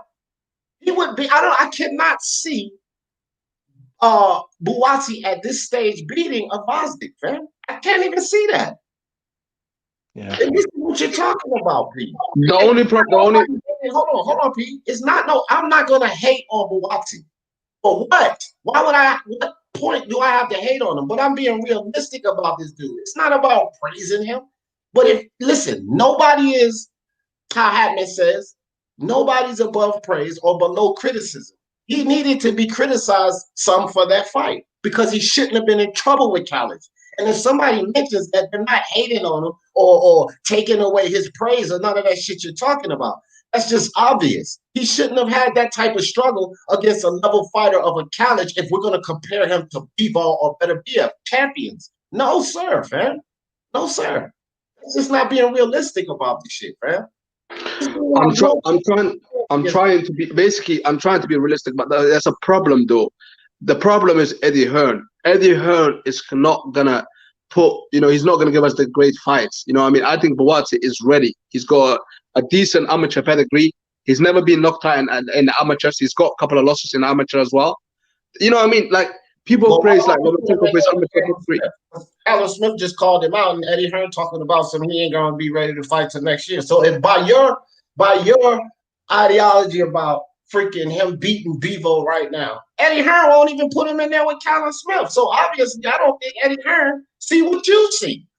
His eyes. He needs to recover. His eyes is busted. Nobody understands boxing now, but you, huh, P. Angel Santos, what's up? His eye is bust though. His eye is bust. Fury when Otto Warning bust his eye, he didn't fight straight away. Callum Johnson, of course, he's gonna call him out. You know what I mean? He wants all that work, yeah, and credit to Callum Johnson. Callum Johnson is another soldier as well. At the same time, Buatsi, let's be realistic, he ain't gonna fight this year. You know, the year is nearly finished now. You know what I mean? We're in October right now. So his eye needs to heal. So that's why next year probably Eddie is going to make that fight before the Yard fight. Because I want to see Callum Smith fight before Yard. Because I think Yard's different now. Yard's changed now. After the loss of Kovalev, I think Yard obviously regrouped. And, you know, we're going to see a different Yard from now on. But I just think he needs to change his trainer. But yeah, going back to Buatsi, trust me, he's the real deal, man. Like, I've been rooting for him, you know, ever since he made his debut. I'm seeing a lot of good things in him. You know, he's still a prospect. But I just see him beating Bivol. That's all I'm saying. That's my opinion. I could be wrong, but you know, I'm just too confident in the guy. Okay, Pete. I've been rooting for Teofimo Lopez since his debut. Okay, but Teofimo Lopez has moved up the rank. He's beaten a champion. He's become a champion himself, and I think that and even at this point, with him doing way more than Buatsi, and me watching him from his debut, I think that he can get beaten in this fight by Lomachenko. Right? And he's proven it. But Buatsi ain't proven a motherfucking thing, man. And you're putting him over a champion. He ain't even gotten a fucking interim belt yet, dude. And you're already putting him over a champion? He's not been mandated to a fucking championship fight. None of this. He's not even gotten to the ranks to get any of that. And he already beats the champion. At least Teofimo proved it to me. At least he proved me something to give me that hope. I'm just surprised and really befuddled at where your hope comes from, because the dude has not shown me or anybody else. Maybe he's shown you, but he's not shown me or anybody else that he's ready for top level competition. Eddie is the problem. Like I said, if he was with top level, Eddie's not the problem with what he shows in the ring, man. You cannot blame Eddie for the way this dude performs in the ring. I'm talking about in-ring performance. I'm not talking about politics right now. I'm solely sticking on in-ring performance. Joshua Buatsi has not shown us anything with his in-ring performance to say he's on world level. And the reason I say world level is that BF and Bivol are currently on world level, and they're the fucking champions to prove it. Yeah. What the fuck I got Eddie Hearn? They don't got nothing to do. Can I quickly say something? Just to quickly, because you know why? Look, at the end of the day, you know, he's that type of fighter. You know, I mean, he's a risk type fighter. He's out open. He just wants to, like I said earlier, seek and destroy. And Eddie Hearn, you know, he protects his fighter. I'm a big AJ fan, but look, he protected AJ. Even though people say like, oh, AJ, you know, he's got a good resume. Yeah, he does got a good resume, but he protected him a lot as well. Like he always he doesn't want to take risk. But with Bob Arum, Top Rank, if he was with Top Rank, you know, Bob Arum wouldn't care. He would put him with Joe Smith Jr. Do you know what I mean? Leather Alvarez. You know what I mean? So he would say, look, take the fight. If you're good enough, you do it. Look what he done the other day to what's his name? The Viola, what's his name? The heavyweight guy, the Italian guy, the prospect. He put in with that guy, the Nigerian beast, Kinsley. So Bob Arum doesn't care, man. You know what I mean? If you're good enough, you're good enough. If not, then not. Look at Lomachenko. He fought against Salido, and he lost. This is why I'm saying it's to do with Eddie, man. It's Matchroom, man. And I had enough. I used to like Matchroom, but I don't like Matchroom no more, man, because they like to protect the fighters. Not even protecting it. It's just like the asset. You know what I mean? I think he's ready to stop protecting him, because the more you protect them, you know what I mean, they just and it's gonna be like cherry pick gone wrong. That's what's gonna happen. Give us the fight that we need. That's what I think too, Brock. That's a good statement. He said you can't actually watch Bivol and say this stuff. That's what I think. I think you've been watching freaking Buatsi so much and paying attention to Buatsi that you don't know much about Bivol. This is what I kind of agree with Brock right here. I don't think that you know much about Bivol to be talking that way. You ain't seen enough of Bivol.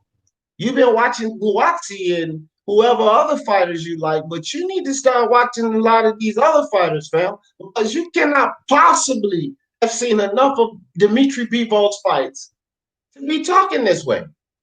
If you have seen Dimitri Bivol's fights and you're still talking this way, Pete, then the question wouldn't be, what do I see? The question would be, what the fuck kind of boxing do you see? If you really know about Bivol and what he can do in that ring. Because I get the politics of the thing. And there's a slippery slope when we talk about that too, Pete. Let's get this straight. It's a slippery slope when we discuss how a fighter is moved. No, you don't want to mess around with him and turn him into a Tank Davis. But you damn sure don't want to move him too fast. And let me tell you something. You being a matchmaker, Joshua Buatsi would be in fucking trouble, fam. He would be in big trouble if you was a matchmaker because you were pushing way too soon. That dude's not ready for no damn people. You'll sit him in there and get him knocked the fuck out. That's why you have to push the fighters. Look, like I said earlier. No, you got to push them the right way, Pete. This is with every fighter. Trainers and coaches and management teams, they know what their fighters are ready for and what they're not. So you try them out with a guy like a Callum Johnson or Anthony Yarde. And if they could get over that hurdle, if they could show us that they can get through that power, if they could show us they can get through that type of aggressiveness, then you move them up to a Dimitri Bivol or better BF. And I still wouldn't say getting past them would justify that. It could be it's fighters in between that they could take a shot at. Buatsi could take a shot at before just stepping there to them. So no, you don't want to hold them back too long. But he is not on that level yet. So you want to put him in the ring on guys that's on the level of him as Callum Johnson, who you saying, who has he fought? When you turn it back around, who the fuck is Buatsi fought? This means they're on the same level. Bivol and Better BF have already fought and beaten world level fighters. Joshua Buatsi has not. So he needs to stick to the level he is and improve at that level and then move up. That's how you move up. You don't just shoot to the fucking top. That's putting fighters in danger. That's exactly what that's doing, fam. It's putting them in danger in more than one way. To get fucked up real bad and then to tear down their mental as a fighter. That's what you do when you push them too quick. You can't just be throwing these fighters into bigger fights because you want to see it. As a fan, bro, that's not even a smart way to move boxers, fam. Can I say something, right? I think Buatsi's a decent fighter. I don't think he's ready for that level yet. I don't know if he ever will be, but at the moment he's not ready. Not even close to that level. That's just the fact. I'm trying to be nice, D. I'm trying to be nice. Yeah, no, I ain't gonna be nice. I'm gonna be real about it. Truth Son says, I'm a Buatsi fan, but Bivol will ransack and ravage Buatsi. It's totally unproven and high level. Yeah, thank you. And this is from a Buatsi fan, a fellow Buatsi fan, Pete. Listen to this. Look at this statement. Read it, fam. He cannot be the hater that you talk about. I can see that. Yeah, he's a Buatsi. I'll read it to you. I am a Buatsi fan, but Bivol will ransack and ravage Buatsi. Buatsi is totally unproven versus high level. We're not just emotional roller coasters. Okay, this is what he said. That was his. Thank you for the super chat, Truth Sons. Appreciate that, fam. But yeah, bro, you're not being realistic. Listen, you can't just say people hate on your fighters because of whatever reason. I'm no hater, bro. I don't hate on any fucking fighters, period. I give honest assessments to the best of what I see. I try to call it straight down the line to the best of what I see. And sometimes I'm wrong, and I'll take Brian's perspective or Mark's perspective or someone else's perspective, even your perspective, as I have before on MXBC. Yeah, that's a good point you make, Pete. But I'm going to be realistic about it. When a guy has not proven himself against B-level competition, which Joshua Buatsi has not proven himself to be over top of all B-level competition, there's plenty of guys he can fight. You don't draft him to world-level competition. It makes no sense. And D. Can I say something quickly? Callum Johnson, yeah, who has he fought that was proven before he fought Artur Beterbiev? Do you know what I mean? See what I'm saying? Like, let's go. Yeah. Can I reply to that, D? No, because he asked D. I'll let you go, but he asked D. Listen, I don't see what you're saying, Pete, because you said except Better BF. You cannot use that as a catalyst at all when you're talking about Buatsi. This is where you're flawed. I don't know what that's. He fought. All right, yeah. He fought Better BF. He fought a world level fighter. Who has Buatsi fought on that level? No, but you don't understand what I'm saying. You didn't get what I'm saying, though. I said I'm hearing feedback. Hello. Yeah. Go ahead. Okay. Basically, the point I'm trying to make is Buatsi, we both agree he hasn't fought anybody yet. Okay. Callum Johnson hasn't fought. He didn't fight anyone until he fought Artur Beterbiev. So they put him with a risky fighter, even though he wasn't proven. So why can't they do the same thing with what's his name, Buatsi? That's my point. Okay, what happened? Exactly, bro. Yeah, that's a good point. But what the fuck happened to him? So what you're saying? You just want him to put a guy in there. You're Buatsi, who's on the fucking level, whether you agree or not, as a Callum Johnson. What happened when they thrusted him up there to world level competition? He got knocked the fuck out. So that's basically all you mad at Eddie Hearn because he don't want to thrust him at world level competition when he's not ready. That's basically your complaint right now. Because only you think he's ready. Look at the fucking chat, fam. Listen to the panel. No fucking body thinks he's ready to do. No one. I know what they're saying, but that's what I'm saying. I'm not a follower though. I don't like to dick around what everyone else is saying. I'm no follower either, so I don't want to hear shit. Just because there's a popular opinion don't mean that people are all the time followers. So that. And by the way, I want to say something else. I think I got Teo now. I've been studying it again. I've changed my mind for the third time. I got Teo because, I was watching Rigondeaux fight against Lomachenko, and as much as I'm impressed with Lomachenko, I think I have to go with Teofimo Lopez. Man, I think Teofimo Lopez is the younger, the hungrier, he's more athletic. It's just like the way he jumps, like he can. People say like he can turn you like Loma, but look, once he does that, it's gonna be a big mistake. Plus, I think the dad, Teofimo Lopez Senior, he studied Lomachenko because Lomachenko he likes to turn, he likes to put his head on the right hand side, so that's gonna be a big mistake, man. Now so I'm gonna go with Teo. Now you speak in my language and you making sense because. Not only that, this is the guy they've been studying. This is what people got to understand. Like, they say, well, he ain't fought nobody. Man, this dude and his dad been looking and dissecting and breaking down Lomachenko since the fourth fight of this kid's career. They started eyeballing this dude and studying him and breaking him down. And I'm not saying that nobody's been able to figure him out, but it's not like what he does and everything is they're just oblivious to it, right? And then all of these narratives about what Teofimo gonna do, and he just gonna come in there in the Philly shell, and all he got is the right hand and all of that bullshit. That's the problem. But again, I ain't saying Loma can't beat him, so I don't want nobody to say, oh yeah, what would you say? I'm saying Teofimo is gonna knock Lomachenko the fuck out in the 7th round. Should he not do it, especially by the 7th or 8th, then kid's gonna be in some kind of trouble. And I can accept that, but I don't see it not happening. But I have reason to believe that, P, but I do agree with you. And now you see what I'm saying about Teofimo. Like this dude, he's bringing more to the table than a lot of people give him credit for. But not only that, I always tell everyone, you look at the opponents at 135, and I've asked a lot of these Lomachenko fans and people which one of Lomachenko's opponents at 135 do they see beating Teo? And the answer is always the same. None of them. I haven't heard anybody that said Lomachenko going to win tell me that Linares or Pedraza or Crolla or any of them beats Teofimo. They all believe Teofimo will beat those guys, right?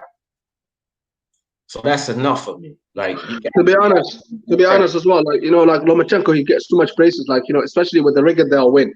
Rigondeaux had to go up 2 weight classes as well. And other things as well. Linares, he was a good fighter, but at the same time, every fight that he fought, everyone said no, Lomachenko's gonna win, even against the Salido fight. You know what I mean? So, with the Comey against Teofimo Lopez, people were saying, Richard Comey is gonna win this fight. So this is the thing, man. Teofimo Lopez, he's coming. It surprised me a lot. I've been following the kid for the last 3 fights, so I really love him. He's a good fighter. I want him to win, but I was going with Lomachenko, but now I have to go with my heart and with my head because I can see a lot of flaws in Lomachenko's game. You know what I mean? Yeah, especially it's a lot of areas I would say that Teofimo can get at him. I don't. When it comes to Lomachenko, bro, he's an amazing boxer to me, and I can't say that I see like too many flaws, but I do see some things that Teofimo can capitalize on that Lomachenko does. I would say it that way. But yeah, bro, like this is gonna be a great fight, and it's gonna be a shocker. I don't even really think like I said, 7 for 8 round. This is why I don't think that this is gonna be one of those fights where people think that Teofimo is gonna be mentally broken, because we seen how Canelo Alvarez beat up Floyd. He beat him convincingly, one-sided fight. Chris Ross, CJ Ross, I mean Bird, or whoever the fuck that judge was that gave it even score. Uh, Man, that was just ludicrous. It was a one-sided fight, but it wasn't a one-sided type fight that broke Canelo's will. And this is what I'm saying about Lomachenko. He could take over 9, 10, 11, 12 rounds and then really put it on Teofimo, do his thing. But to me, that's not a will mental breaking fight. This is something that probably should have happened, because what happened in those 8 rounds prior to that? Teofimo's going to put up a good fight. I potentially drop Lomachenko, hurt Lomachenko, and then in a loss versus arguably the best in boxing like that, I think the sky's are the limit for this kid, even losing in an effort like that. I just don't see him losing. I think he's going to be able to connect and get the job done. But if Lomachenko was to win, I don't see it as one of those wheel-breaking fights where the kid is finished after that.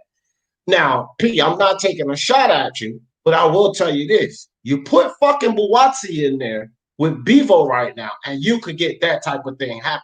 It could be one of those will-breaking fights, because he ain't close to Bivol. Like, what you saying about Teofimo, I'm not just agreeing with you because Teofimo's my guy, but he is that close to Lomachenko. And not only that, he has the size and the strength and all of this over Lomachenko. Buatsi don't have that over Dimitri Bivol. And he's not even as close as to level. Like, Teofimo's a champion. So it's a champion versus a champion at the end of the day, and he's a earned champion. He's not a champion like Jamal Charlo or Devin Haney. He earned his championship. Buatsi ain't even got a belt yet, bro. If he was to get a belt first, then I was okay. Let's see what he can do against Bivol. But let him get to that level first. I think he could get in there with Bivol and get. It's a one-sided fight, in my opinion, P. I'm sorry, bro. I'm not trying to disrespect Buatsi. Like I said, True Sons too. We like Buatsi. We're not Buatsi. I actually like Buatsi, and I was saying this before the college fight. But listen, the WBO is vacant, so maybe they can put that on the line when he faces Callum Johnson, or when he faces Anthony Yard, because that's picking up a vacant belt. That's still not the same thing. That's not beating a champion. When you beat a champion, you prove more. That's the problem I have with Demetrius Andre. His whole fucking career, all he did is pick up vacant belts, and he ain't defended them well. So picking up a vacant belt, that don't cut the mustard. Because look, he fights Callum Johnson, he gets the WBO belt. Okay, he's a champion, but who did he get it off of? Nobody. He picked it up by fighting another B-level fighter. That still doesn't justify him getting in there with better B-level people. What's up, unbiased? Yo, what's going on, D? You guys hear me? What's going on? Yeah, we can hear you. What up, P? Salute.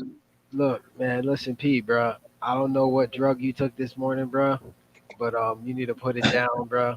Bivol, he will dust off Buatsi, bro. Listen, they're not even in the same stratosphere. Bivol would destroy Buatsi, man. Like, here, Pete, send me some. I can. Honestly, man. Brian, man. Fuck that, man. I need you. I'll send it over. I want some of that juice smoking right now. Listen, I'll send it over. He's nowhere near ready for somebody like Bivol, man. And look, I don't blame him for not being ready at the moment, or Eddie Hearn not putting him in there. You know what I'm saying? Let him grow. Because putting him there with Bivol right now, he's just gonna get dusted off, bro. It'll be like a 10 or 11-1 round. I mean, 11-1 fight. You know what I mean? He might win a round if he doesn't get stopped.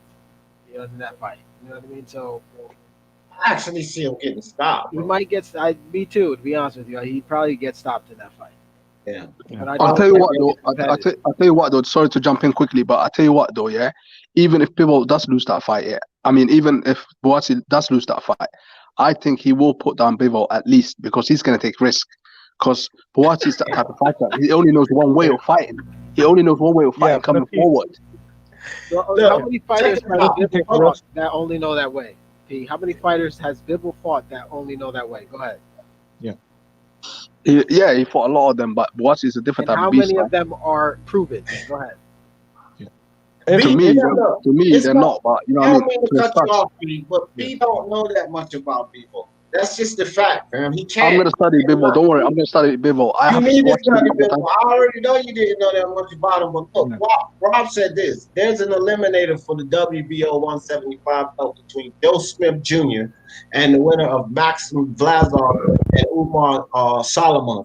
Now, here's the thing. I think Joe Smith Jr. collects that belt. I don't think Buatsi gets it away from Joe Smith Jr., fam. And I'm not hating on him. Yeah. I'm not. This is not hate. I think Joe Smith Jr. beats Buatsi.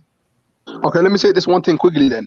Basically, let's say like Buatsi beats Yard and he beats Callum Johnson. Then he goes against, let's say like Joe Smith Jr. got that title. Joe Smith Jr. got that title and he beats, let's say he beats Joe Smith Jr. Is he ready for Bivol then? Yeah, he's ready. I say yes. Yes. I will say he's ready to get that fight. I don't know if I would pick him to win because I would have to see how he looks going up the ladder like that. But I will say it's valid to say yes. He's ready because for one, he would be a champion. He would take that belt away from somebody like Joe Smith, right? And if he was able to do that, then damn right I would validate him because I'm big on Joe Smith. I think Joe Smith is pretty good. This guy's got a chin.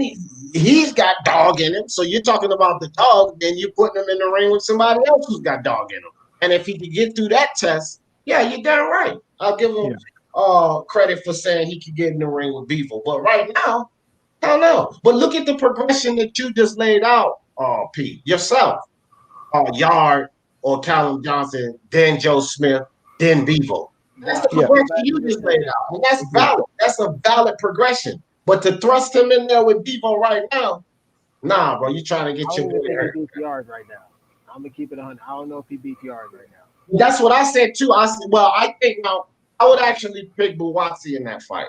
I would, but I think that's a good test because if he gets past that, let's see. That's why I said let's see him get past Yard first. Now I got Buatsi in that fight. Unbiased. We see that one a little differently, but at the same note, if I say it that way, then we gotta understand that I think Yard could beat him too, right? So let's see him get past that level first, and then talk about Bivol. Callum Johnson. And then you got what the dude. You got Jean Pascal. You got Badu there.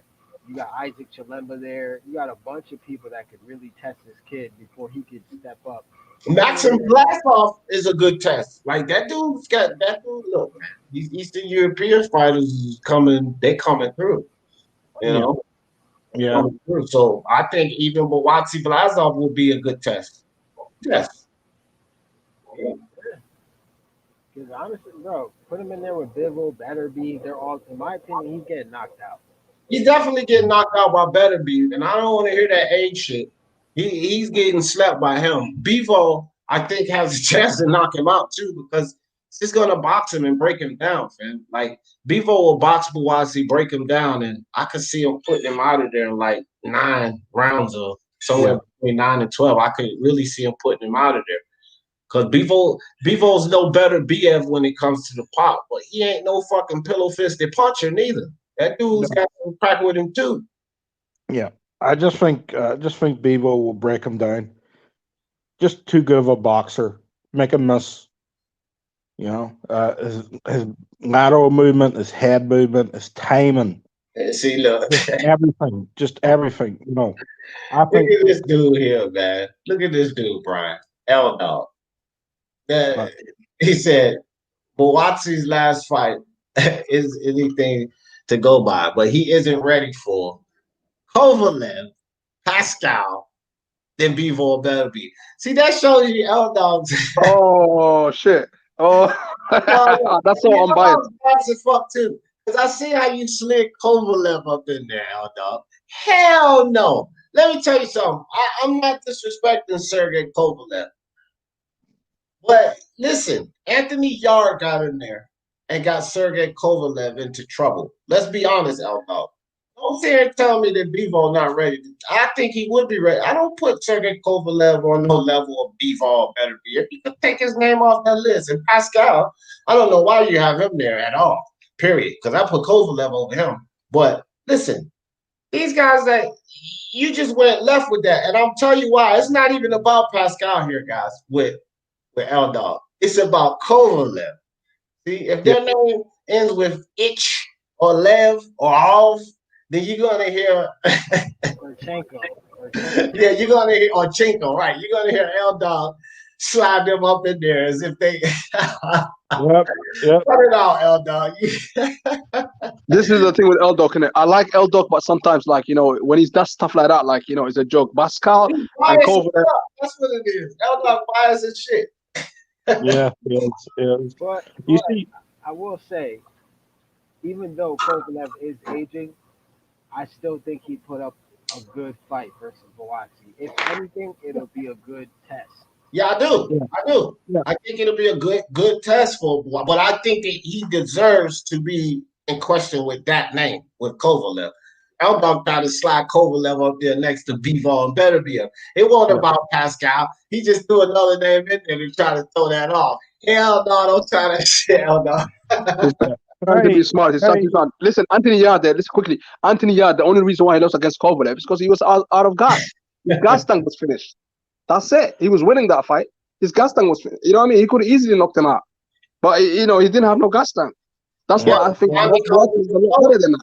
Tommy comes in the blow. That's where coaching comes in. I think if he would have been a little more patient, it would have been interesting. I'm not just going to say he could have knocked him out, but he could have made that fight go longer for sure, and it would have been a little more interesting because you got to realize this too. After the second round, I seen one of those guys get their second win, and the other one I didn't.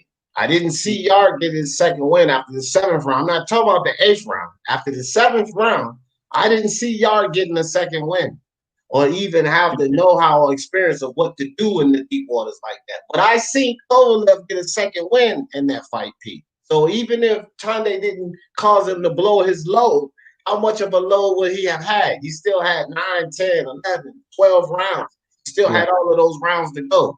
And so we can't just say if he didn't blow his load, he would have won. No, if he didn't blow his load, he may have extended that fight and still got knocked out potentially. Kovalev knows what to do in those later rounds, whereas Yard, not so much. Here, BDA, can I add one more thing to your list? What's that? Hand speed, technique, precise. Yeah, BDA, you hit it. I said all of that. Dog, I don't know, man, because I agree with P on that. Joshua Buatsi, he got some fight in him now. I don't know if he got the advantage. I want to add one more thing. Timing. Bivol timing is second to none. Yeah, that's what I was saying earlier. Punch placement and timing, bro. His punch placement and timing, man, that dude he's a great fighter. I think he beats Beterbiev. And for all of you Beterbiev fans out there, Bivol. Dimitri Bivol. What you think about that fight, Brian? Dimitri Bivol Beterbiev.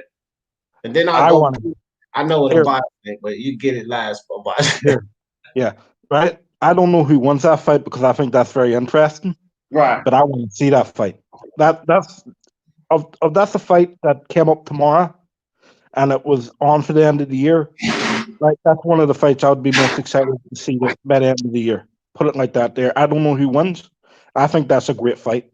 I think that may be a 50-50 fight. So you're gonna go out like that. You're gonna say all of that and waste time not to tell us who you think wins the fight. Beterbiev wins, simple as that. You gotta pick. You can't say 50-50 fight now. Who you think win, damn it? Who do I think wins? Yeah. I got Bivol. All right. That's what we need. I think it's a close fight too. P, who you got? Bivol, Beterbiev. Beterbiev all day long, man. All day long. He will hurt him, he will punish him, and he will knock him out. Clean. Okay. Well, We know I'm that. biased. Go ahead, because We I know already. that you get paid, so that's okay. But I What definitely about got. your mic low, fam? You hear me now? Yeah, yeah. Yeah, we know that's just. I got Bivol UD, because the distance control, the hand speed, the precision, the punching in between punches. I think Bivol's just gonna work him, man. That's just my opinion. And Bivol's punching power is underrated, and Beterbiev's chin. I'm not saying it's bad or anything, but he has been dropped before a couple times actually. So, I mean, I'm not saying he can't stop him. It might happen late. So, but I do think it's unanimous decision though. Yeah, yeah. Uh L Dog says, thank you. Appreciate you, L Dog, with the super chat. He says, Kovalev just beat something with more dog in it than any other boxers in the world today. What's that, L Dog? Alcoholism? He cut off the vodka, did he? Talking But about you yard. definitely talking about Yard. And his last fight was him getting knocked out. So you must be saying he beat alcoholism. Boz says, Tunde said boldly that Yard has been first knockout Spellman was a great achievement. And Tunde's an idiot, bro. Tunde's an idiot. And that's what Yard needs to do to get better. Dunk Tunde. If he Tunde doesn't, Ajay is not a good coach. He's not a good coach. Tunde no, Ajay. I don't know why Anthony's with him. Like it's all a joke. Like the whole team is a joke. Like that's why Anthony is actually a good boxer, but he's just too loyal. Sometimes you have to be selfish. This is a lonely sport. You know, what I mean, I know he's your friend, he's your mate, whatever, but you have to look for your best interest. If he had a better trainer, he would have beat Kovalev. Ajay don't even know what to do. Tunde is like, oh, just go at him. Or just use all your like energy and everything like that. Do you know what I mean? I said the same thing. Therapy. I said the same thing. DT3 Bull said the same thing. You said the exact same thing. If he had a better trainer, I think he could have gotten past Kovalev as well. Hyundai is just not a good trainer. St. Britt said he got Bivol. Nick Harmer says Anthony Yard wasn't winning that fight. No, he wasn't winning. I said he had Kovalev in deep trouble in the eighth round. He could have put him away, but he got impatient. Blew You his know what load. it is with Yard? Yard is naturally talented, man. You could tell he has talent. It's just Yeah. like you guys just said. It's coach. He needs a better coach. Yeah. I think here, I think when things get tough for Yard, he mentally quits. You know, Why would you say that? Why would you say that? Because look, Brian, I couldn't. Let me tell you why I couldn't agree with that. He was beating the shit out of every one of those low level fighters. Some of them gave him a little difficulty. He was always cool in the ring. Like prior to this Kovalev, if you watch y'all, I never seen him lose his composure in the ring or any of that. I really haven't. And the reason he got knocked out by Kovalev didn't have anything to do with him quitting on himself. Andy caused him to go out there and expel way too much energy. He didn't give up, man. He didn't give up. He was gassed the fuck out. His tank was on E, riding on fumes. He was finished. He He was was done. finished. Totally, Yeah, he was totally done. finished. By the way, guys, I'm about to go. Let me just finish off with the Beterbiev thing.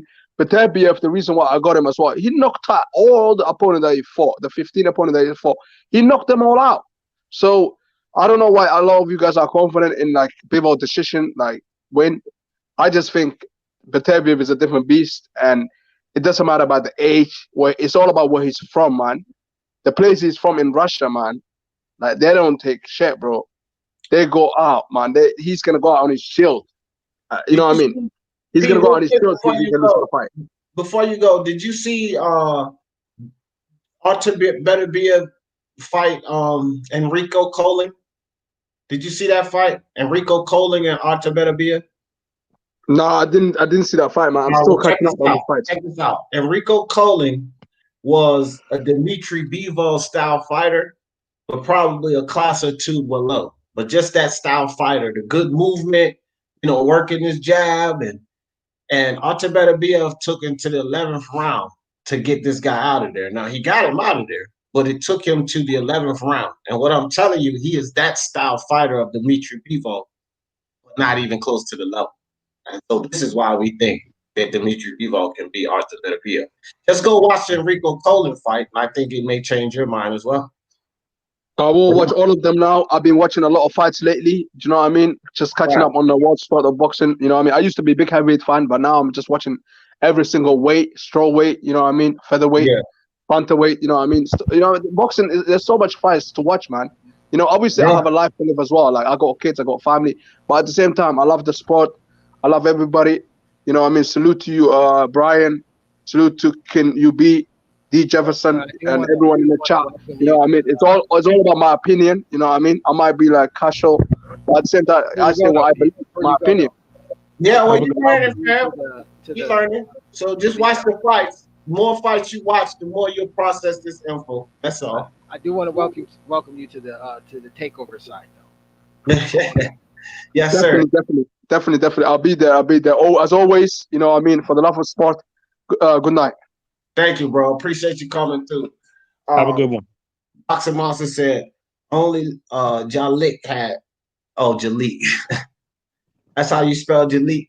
He said only Jalik had y'all winning. No, he knows his sports had y'all winning too. So that tells you something. Jalik and he knows his sports. They had y'all. Oh boy, that's a combination right there, fam. I tell you that. True Sons, appreciate you, dog. He said I got better BFD. Arthur, see, this is a fight that I can't listen. This is not a foregone conclusion. I'm biased, and I think, and some other people think that Bivol will win, but this is not one of those things. True Son, if someone picks better BF to win that fight, I don't have a problem with that pick, not at all. Like, as I said before, right? If that fight was to be announced tomorrow, I'd probably change my mind 4 or 5 times. You know what I mean? Like when I think it's a 50-50, like I do think it is that close. I think Bivol is the better boxer, but I think Beterbiev has got just that something special in him, that little bit of dog, as Fink said, and he got a bit of power. He's just got, and he's got good timing as well.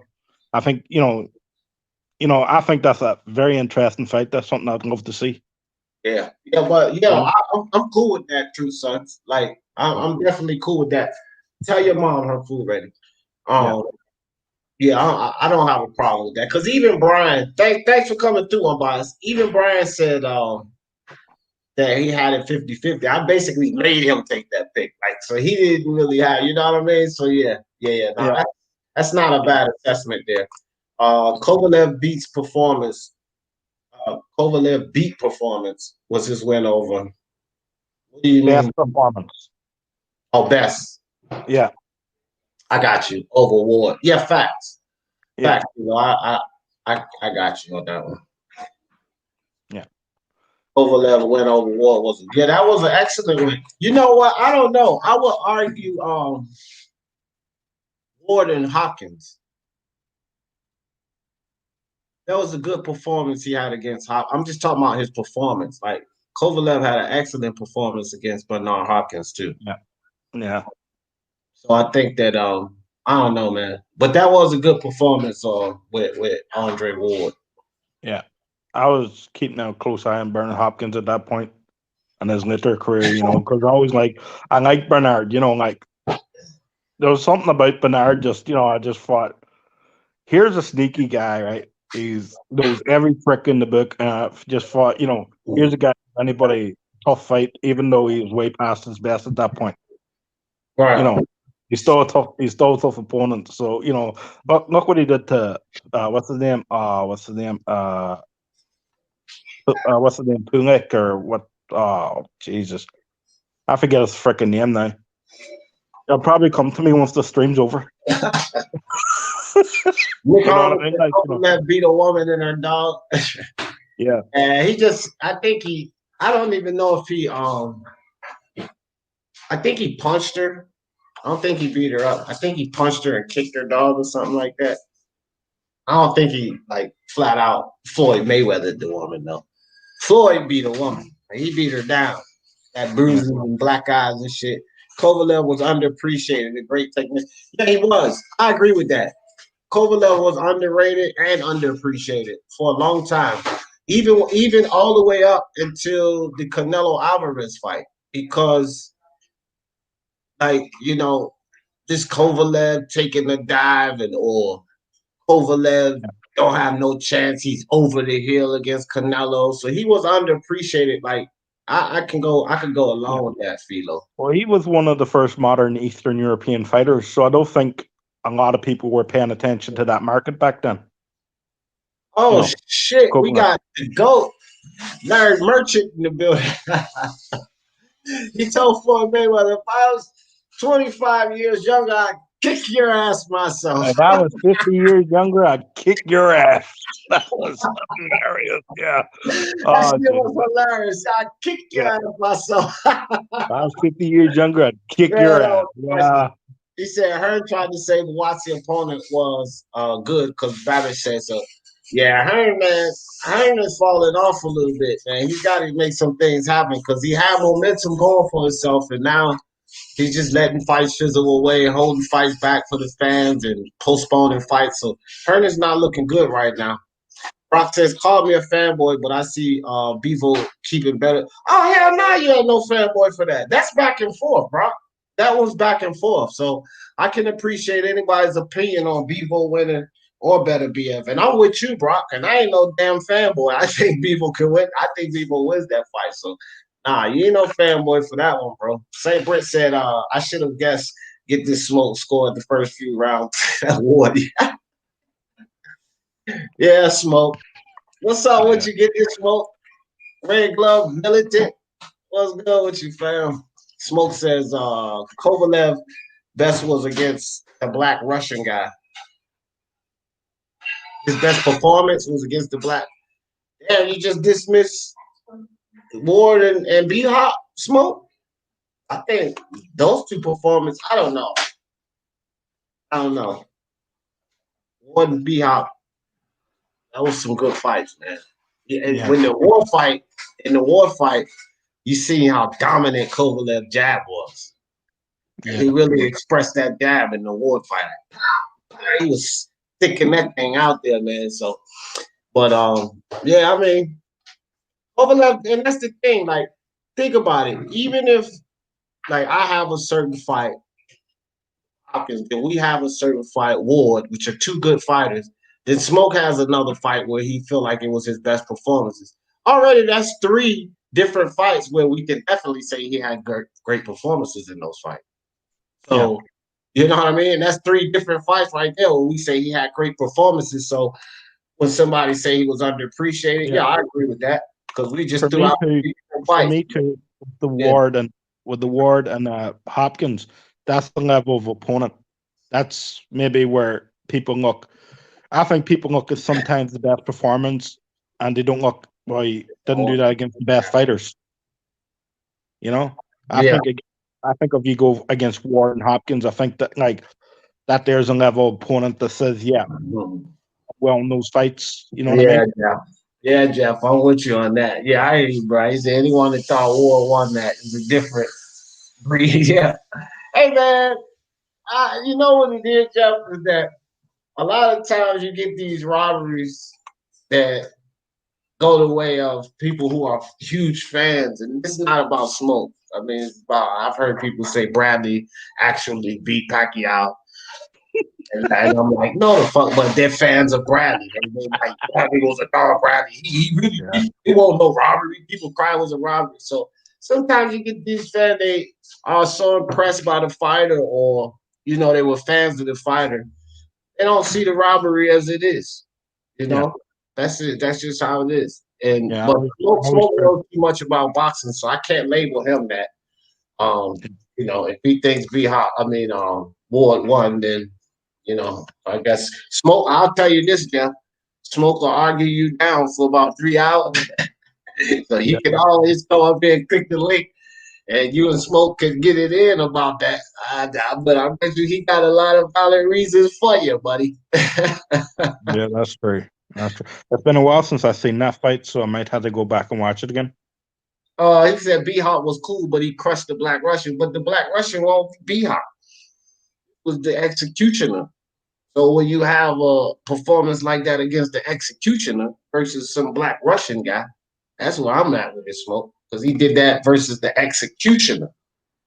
B-Hop. Fabrizio. He said, yeah, if they would have gave the first fight for Kovalev, he would have had a better argument for Hall of Fame than Ward. I think they'll both go. I think they both will. Yeah, I think they'll both go for Breezio. But yeah, if they're giving them the first one, you never can tell for Breezio, because if they're giving him the first one, then we'll probably have to come back and fight the second one, which he lost the second one. Then they would have probably had to have a third one. Now, the outcome of the third one probably still would have been ahead. So if Ward should have won the third one, then he would be ahead. If Kovalev should have won the third one, then I could agree with you, he would be ahead. But because they screwed him out of the first fight, you just got to put Andre Ward ahead of him. But yeah, I get your sentiment though. Favorite said, "Get this smoke is Wilder a creep for wearing." Oh boy, y'all don't get smoke started on Wilder, doggone it. Kovalev jab was one of the best jabs in a long time. Facts. Agreed. Totally agreed, fam. Totally agree. He makes you think back to the Lennox Lewis and Larry Holmes and Thomas Hearns and these guys with these good stiff jabs and damaging jabs. He make you kind of give you the nostalgia of those kind of fighters, Philo. You know what I mean? But yeah, I agree with you. He's had the best jab for a long time in this sport. No doubt. Him and modern day Golovkin, two great jabbers. He said St. Wilder sexually battered a stranger. You tripping now. Hate is played out. There you go. I told y'all don't stop fucking with Smoke about Wilder. He gonna get you. Corner Rob in the building. What's good? God bless you, Rob. Appreciate you coming through. Appreciate the super chat, brother. Y'all go check out my man Quantum Rob. It's just like that. It's written just like that. As soon as you put in Quantum Rob, it pop up right at the top. Go check my man out. Holla at Rob in the purple cap. Y'all think I got a lot of nice hats. I don't got nothing on that purple cap Rob got. I'll tell you that right there. I don't got nothing on it. The Smoke got his points ready. Like Adelaide Burger. Oh shit, Smoke. Tell me got you on that one. He said That's a great one there. Adelaide Bird, boy, he's shooting shots. That's comment of the day. That top guys in the NMX BC prediction league. Like excellence. Yeah, Smoke. Smoke is doing well in our prediction league as well. And you top 10 in our league, right, Smoke? And if you top 10 in our league, you beat Smoke. Queen Lisa, Smoke, Jordan C. Yeah.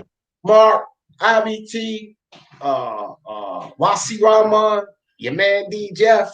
Everybody in the top 10, you're doing your damn thing in the top 10. So Smoke I started lit, so that's why I'm not there. That's all right. You'll be there next year. I mean next year. I mean next season. Kovalev is a creep, but Wilder as well. I mean, it's like this with the creep chick, fam. I think that's Rob. I think they're trying to let you in, fam, but I don't check your phone, your service, because it say disconnected. So I can't click you in. Like, go out and come back in. Make sure your bars are up because it say disconnected. So I could click you in, fam. Right now, it don't give me the option to click you in. Go to Wi-Fi. Go to Wi-Fi. Oh yeah, or switch to Wi-Fi maybe if you're around it. Right now, it's I guess it's like the service is too low or something, Rob. If you can hear me, Rob. Yeah, Fabrizio said Rob Kovalev has a better argument than Wolf for Hall of Fame. I mean, again, Fabrizio, that could be. I won't even really debate which one of them have a better argument because I just think they'll both get in, Fabrizio.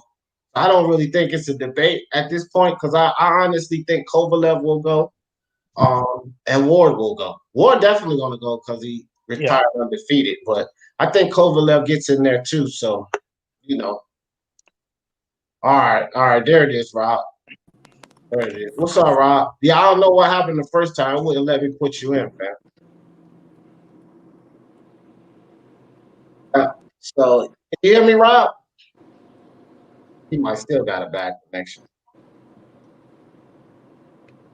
Yeah, I don't know, Rob. You check your connection, bro, because you in the live. We can see you and everything, but we can't hear you, fam.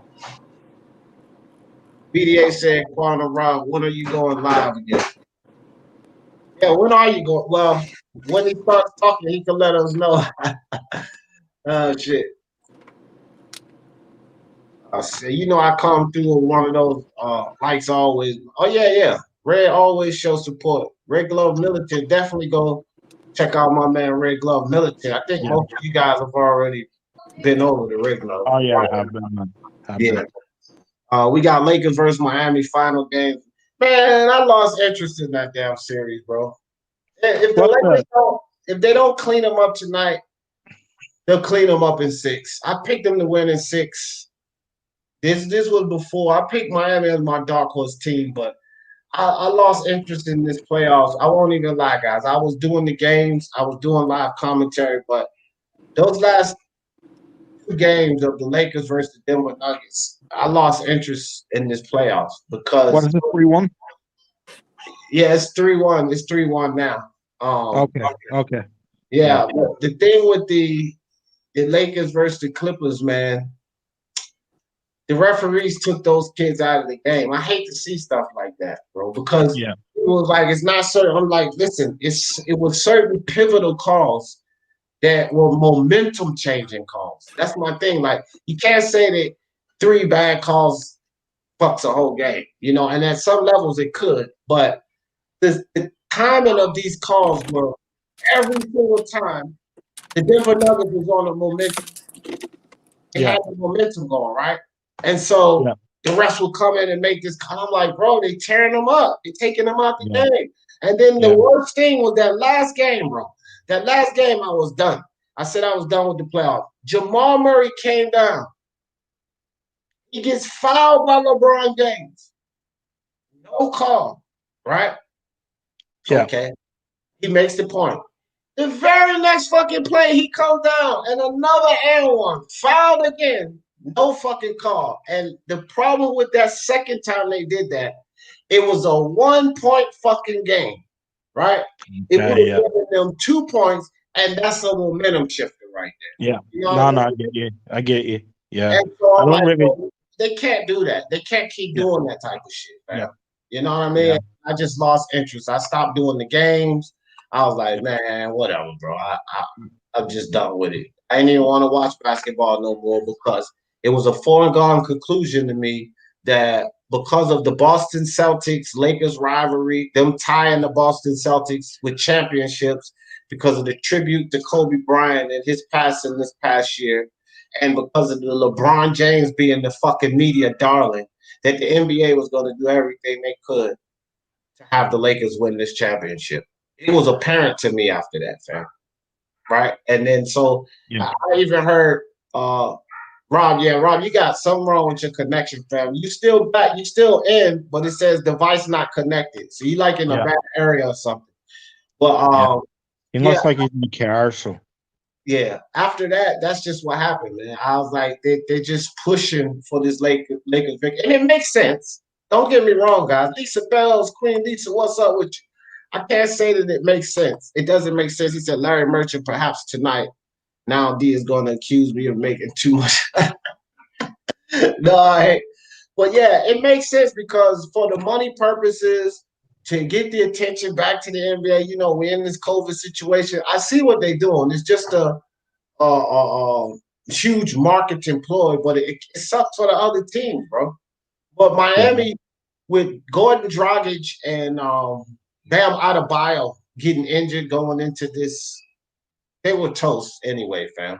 You need both of those guys to beat the Lakers because both of those guys were playing lights out. Bam Adebayo and Gordon Dragic. And Dragic hurt his ankle in the beginning of this series, and Bam Adebayo hurt his left arm and shoulder ending out that last series. So these 2 key players came into this series with the Lakers with injury. And here's another thing why you know the league was pushing for this, bro. When the Lakers and the Denver Nuggets finished their second game that Wednesday of the season, they, for some reason, just decided to postpone the Miami Heat and the Boston Celtics game, right? And put them behind the Lakers game, which I said that's total crap because I knew that the Miami Heat was going to clean them up. But here was the thing. If the Miami Heat and the Celtics would have stayed on schedule, number one, it wouldn't have given the Celtics those 2 days extra rest, which is what they did initially, intentionally, so that the Celtics could make it a tougher series. They wouldn't have had that 2 days extra rest. Miami would have taken them out pretty much at the same time they took them out initially, but they would have had 4-day jump rest on the Lakers going into the finals. So the NBA was like, right, and they had no freaking reason to postpone that game. They tried to say that it was concerning NFL Monday Night Football. Bullshit. Because they were already airing games at 7:30. Monday Night Football don't come on till 9, so you wouldn't even have had the clash. That was bullshit.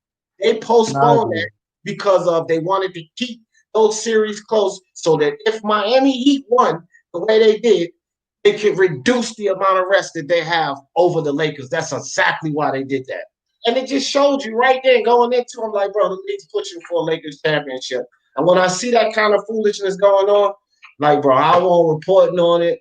I even stopped watching it, guys. I didn't even watch the last 2 games. I'm not even going, and I'm a huge basketball fan, but it was a foregone conclusion.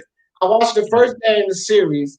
I seen Dragic, tear his ankle up, and I knew that Bam Adebayo was hurting, and I said, it's over with. Yeah. It's over with. Yeah, well, usually I watch the playoffs, and I haven't really gotten into it this year, so well, the playoffs was actually good, but coming up toward the end, man, it's just like it's almost like WWE, where you know pretty much how it's going to go down, right? You know what person they're going to put in the championship. You knew that they were going to make John Cena that guy when Dwayne Johnson left. You knew it.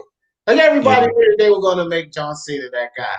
You know what I mean? So it's like that's sort of what the playoffs in the NBA was. I knew that they were going to make the Lakers that team.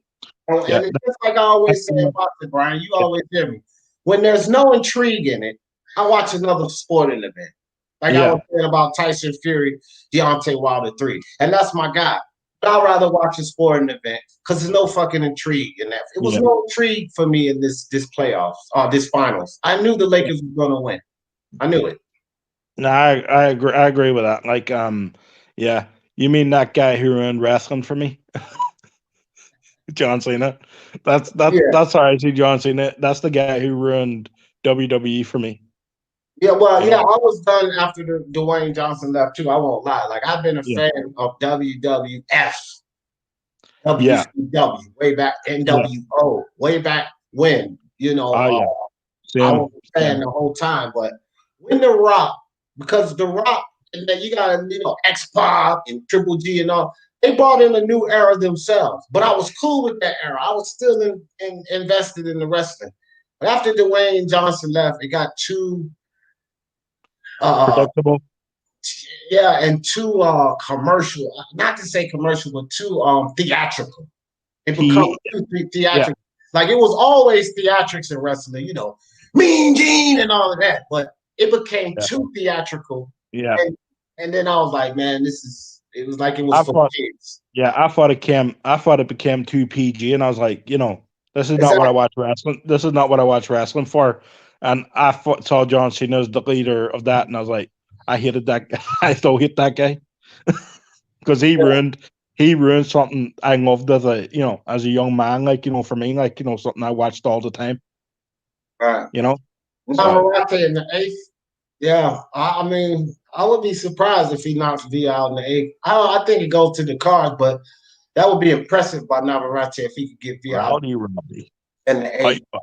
Tito said the NBA puts LeBron over the future of the league.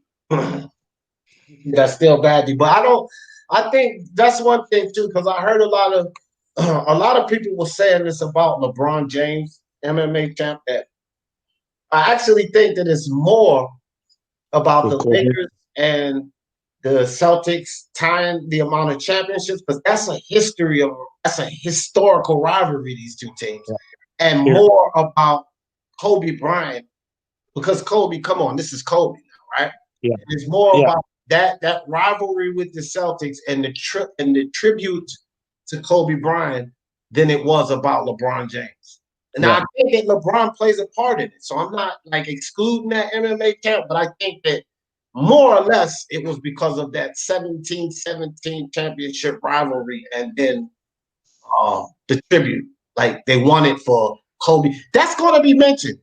Guess y'all better believe that that's going to be mentioned, and they're going to talk about how special it is because that's something to get fans back involved in the sport. And we got this beautiful draft coming up. Guess what, guys? Basketball's getting ready to turn around and come right back. The NBA is not going to delay. So remember, these guys had a delayed season. They're going to come back not too long. The draft's going to be coming in and all of that. So, you know, and tributing this to Kobe and the Lakers has tied the Celtics, and you know what I mean? I think it's more of that and less of LeBron. Yeah. LeBron definitely plays a this fool getting another ring definitely plays a part. Just look at something else. Look at how this championship's been going. All damn season, LeBron waits to start keeping the ball. LeBron's a piece of shit, man. I'm gonna tell y'all this right now. And I wasn't really hating. I was never been a hater on LeBron or anything. I'm glad you in here, Raider, because you can't even deny this. LeBron, I'm gonna put the link in the chat, Raider, in case you want to come say something about this. LeBron James is a piece of shit, and I'm gonna tell you guys why. They already know that they got Miami down because Bam and Dragic, you know what I mean? But let me tell you why I'm saying LeBron is a piece of shit. He is not feeding Anthony Davis that ball like he should. And you know why? You know why he's scoring more points and, in my opinion, keeping the ball away from Anthony Davis? Because he don't want to win another finals without getting finals MVP. He's pretty much locking it in now. Think about it. Look how he's playing. Anthony Davis had a 17-point game. Who facilitates the ball the most? Who was this knucklehead LeBron working on? He was relying on when the chips was down, when shit was getting hard. He wasn't taking the shots. In that Denver series, he was deferring the ball to Anthony Davis, kicking it to Anthony Davis. He wasn't taking those shots. Now that they're against a weaker team, now he want to shine. He want to shine and not give that ball off to the big man in the hole because he don't want Anthony Davis, rightfully so, to get that MVP, fam. Because if he's feeding Anthony Davis like Anthony Davis been getting fed, Anthony Davis would have snatched MVP for this. But LeBron is a smart motherfucker, man, and he's playing in a way that he's going to get MVP. And the fact that he's the main ball facilitator, he can make sure that that happens. And that's what he's doing. And if you Laker fans don't see that, shout out to the Laker fans because that's a championship for you guys. But for all you LeBron James fans, get the hell out of here. This dude is intentionally keeping that ball out of Anthony Davis' hands so he can snatch that MVP award. I'm telling you guys. So basically, playing. So basically, he's playing. Yeah. Hold on, Brian. Yo. What's up? cracking, D? How's it going? What you want to say about that? Yeah, you're 100% right, dude. I was fucking tripping out on that. Actually, you agree with me then? yeah, my boy was telling me, he's like, hey man, have you seen the games? I'm like, of course. He's like, hey dude, what's going on with LeBron? I'm like, we're thinking about the same shit. He's like, yeah, who's not passing the ball to fucking AD? I was like, I know, dude. Especially the last game. The last game he was even more telling. I was like, what the fuck? This doesn't want him to get the MVP. That's what it is, dude. Anthony Davis should leave his ass. He should get that title and leave the Lakers. And I know that sounds bad for Lakers fans, and I'm definitely not hating on your team. But Anthony Davis is a superstar. He has kept that team intact just as much as LeBron. He saved their ass in the Denver game. It wasn't LeBron. Anthony Davis saved them in that Denver game. Hey, but you notice that it was only happening in the finals when ESPN came out and they were saying that Anthony Davis is the best player in that team. Yeah. And all of a sudden, you know what else, right? It got to do with Michael Jordan because Jordan got 6 rings, 6 MVPs. Everything is about Jordan with LeBron. So now he got to snatch up another Finals MVP. It still ain't enough, fucker. Because Jordan is 6 for 6. Yeah, 100%. Not only 100%.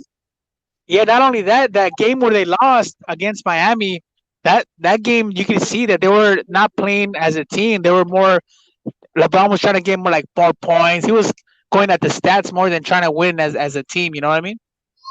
Yep. Yeah. Yep. And they're 4 games in, right, Raider? So if they clean them up tonight, LeBron can let Anthony Davis shine.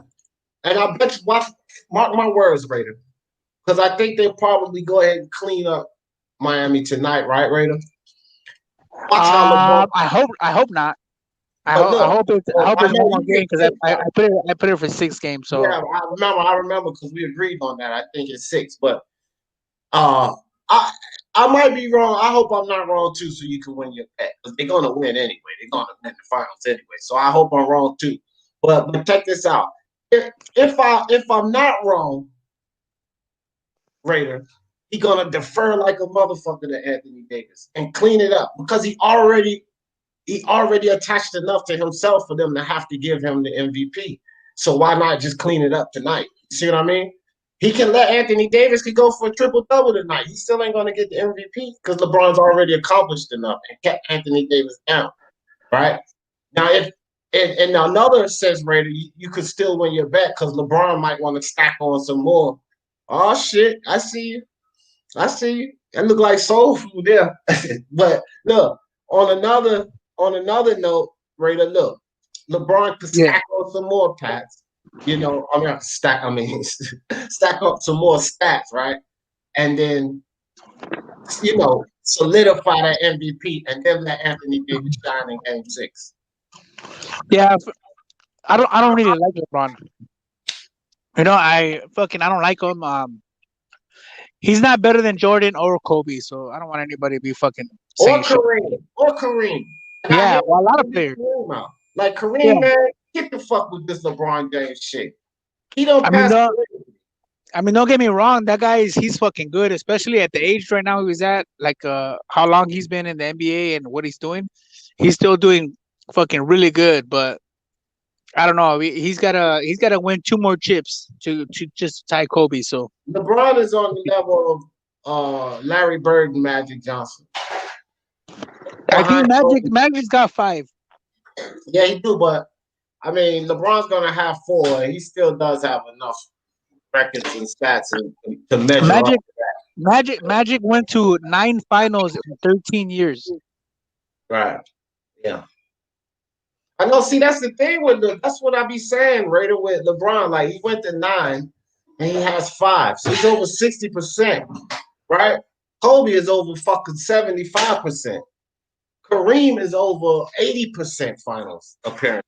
Jordan is 100%. LeBron is an abysmal 33%. And even when he wins this year, he will still be 40%, which is under 50%, bro. Nobody in the top 10 is under 50% when they visit the final. No one.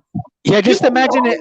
Just imagine if they were boxers. Like how right, if you win fucking you win titles fucking three fucking divisions out of like nine chances. Come on, man. Come on, dog. Come on, bro. It would be a huge hash mark on him. But his fans, all they care about is all of these seasonal stats he put up. Seasonal stats don't mean a goddamn thing if you can't cash in.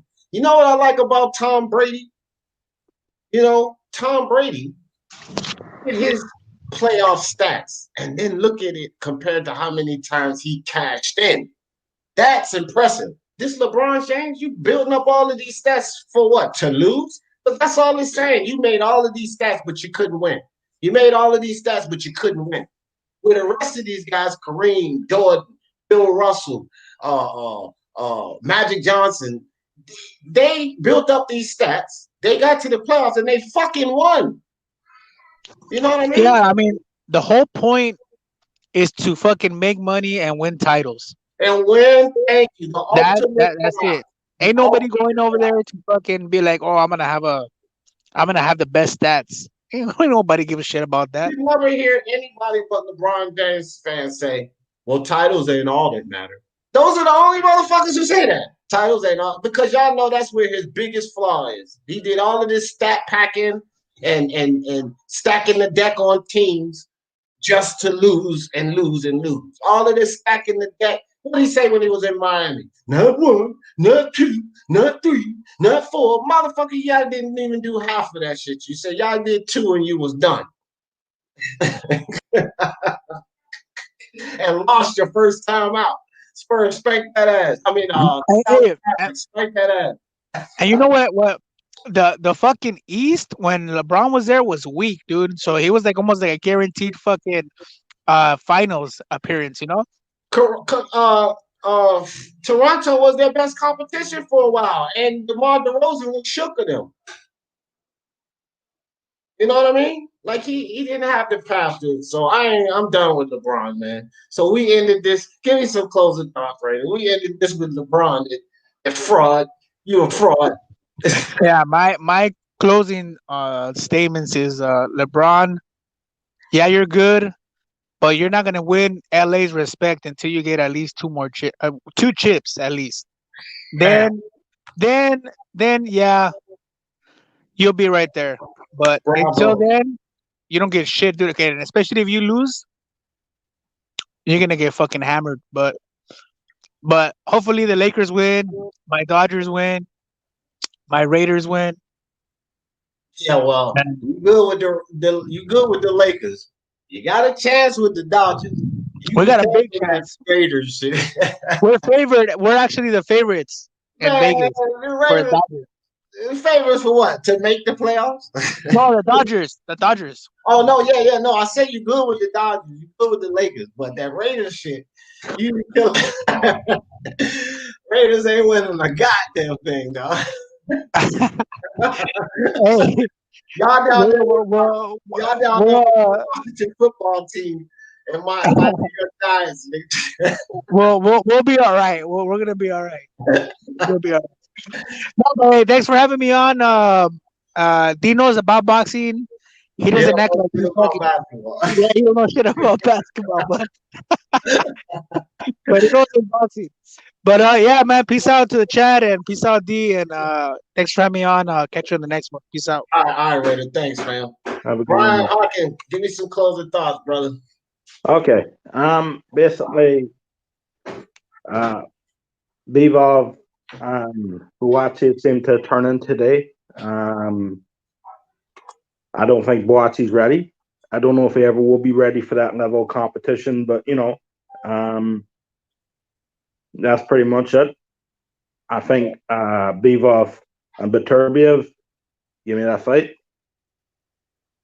Yeah. Give me that fight.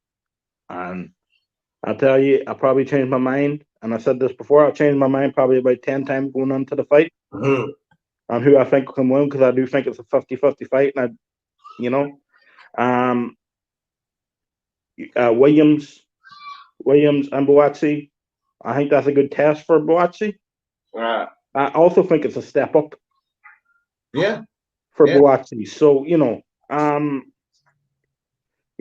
let's see how he progresses and let's see how his career goes. But, I don't think he's a world champion. I think maybe he may be a decent contender. At this moment in time, I just don't see him as a world champion. And in the future, I don't see him as a world champion. So that's where I am with that. All right. Appreciate you coming through, Brian. Everyone hit the like. Yep. Smash that like button. Pink Panther. No, you're not blocked. I don't think so. You gonna be blocked if you commenting on here. You're not blocked, fam. Young guy says D don't know nothing about LeBron. Young guy, man, please, dude. How old was you when LeBron started playing? I probably forgot more about LeBron than you know, dude. Cut that out, man. I probably literally forgot more about that dude than you know. I know a lot about LeBron. True son with a super chat. Damn right. We all don't like LeBron. None of us besides young guy. Nah, guys, but my closing thoughts is this, man. Callum Johnson, Joshua Buatsi, that would be a very, very good fight. Good step-up fight, like Brian said. Something that Eddie Hearn should probably contemplate, not push off or lose. And it's for the state of boxing, we need this type of fight, We need more fights, good fights to happen, and all of that kind of thing. Ruben Villa and Navarrete. Great fight, guys. I think Ruben Villa has a chance. He has an outside chance to take this by a split, maybe majority decision. Hell, he may even be a better boxer than we give him credit for and get a unanimous decision. But I got to go with my man Emmanuel Navarrete to take this fight. I'm not too confident that Navarrete will knock out Ruben Villa because I'm a fan of Ruben Villa. And look, I think that this dude is going to present a big challenge for Navarrete. This is not going to be an easy fight, guys, right? So, also with Ruben Villa, he's a southpaw, difficult. So this is not going to be an easy win. And the third thing is that Navarrete is stepping up to 126. This is only his second fight there, right?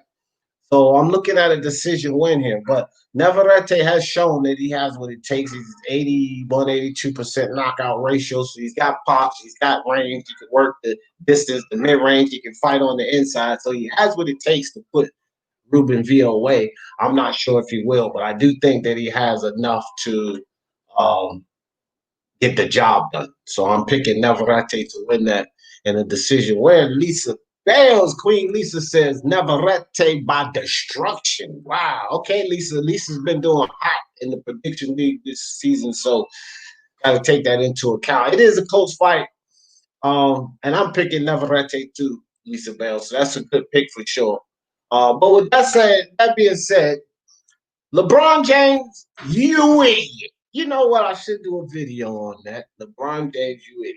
I think I will. I think LeBron James might be the next special guest star on the You Idiot. Might work on that because he's definitely screwing over Anthony Davis, man. If you guys are true basketball fans, any true basketball fans in here, like we are boxing fans, then you can just realize Raiders a Lakers fan and he can realize it. LeBron James is screwing Anthony Davis of what could have been a finals MVP. That's all for the stats. And the NBA wants it that way. That's the way I see it. But appreciate all you guys sitting here listening to me back on for almost 3 hours. And y'all know I always in this thing. For the love of sports, let's talk about it. Peace.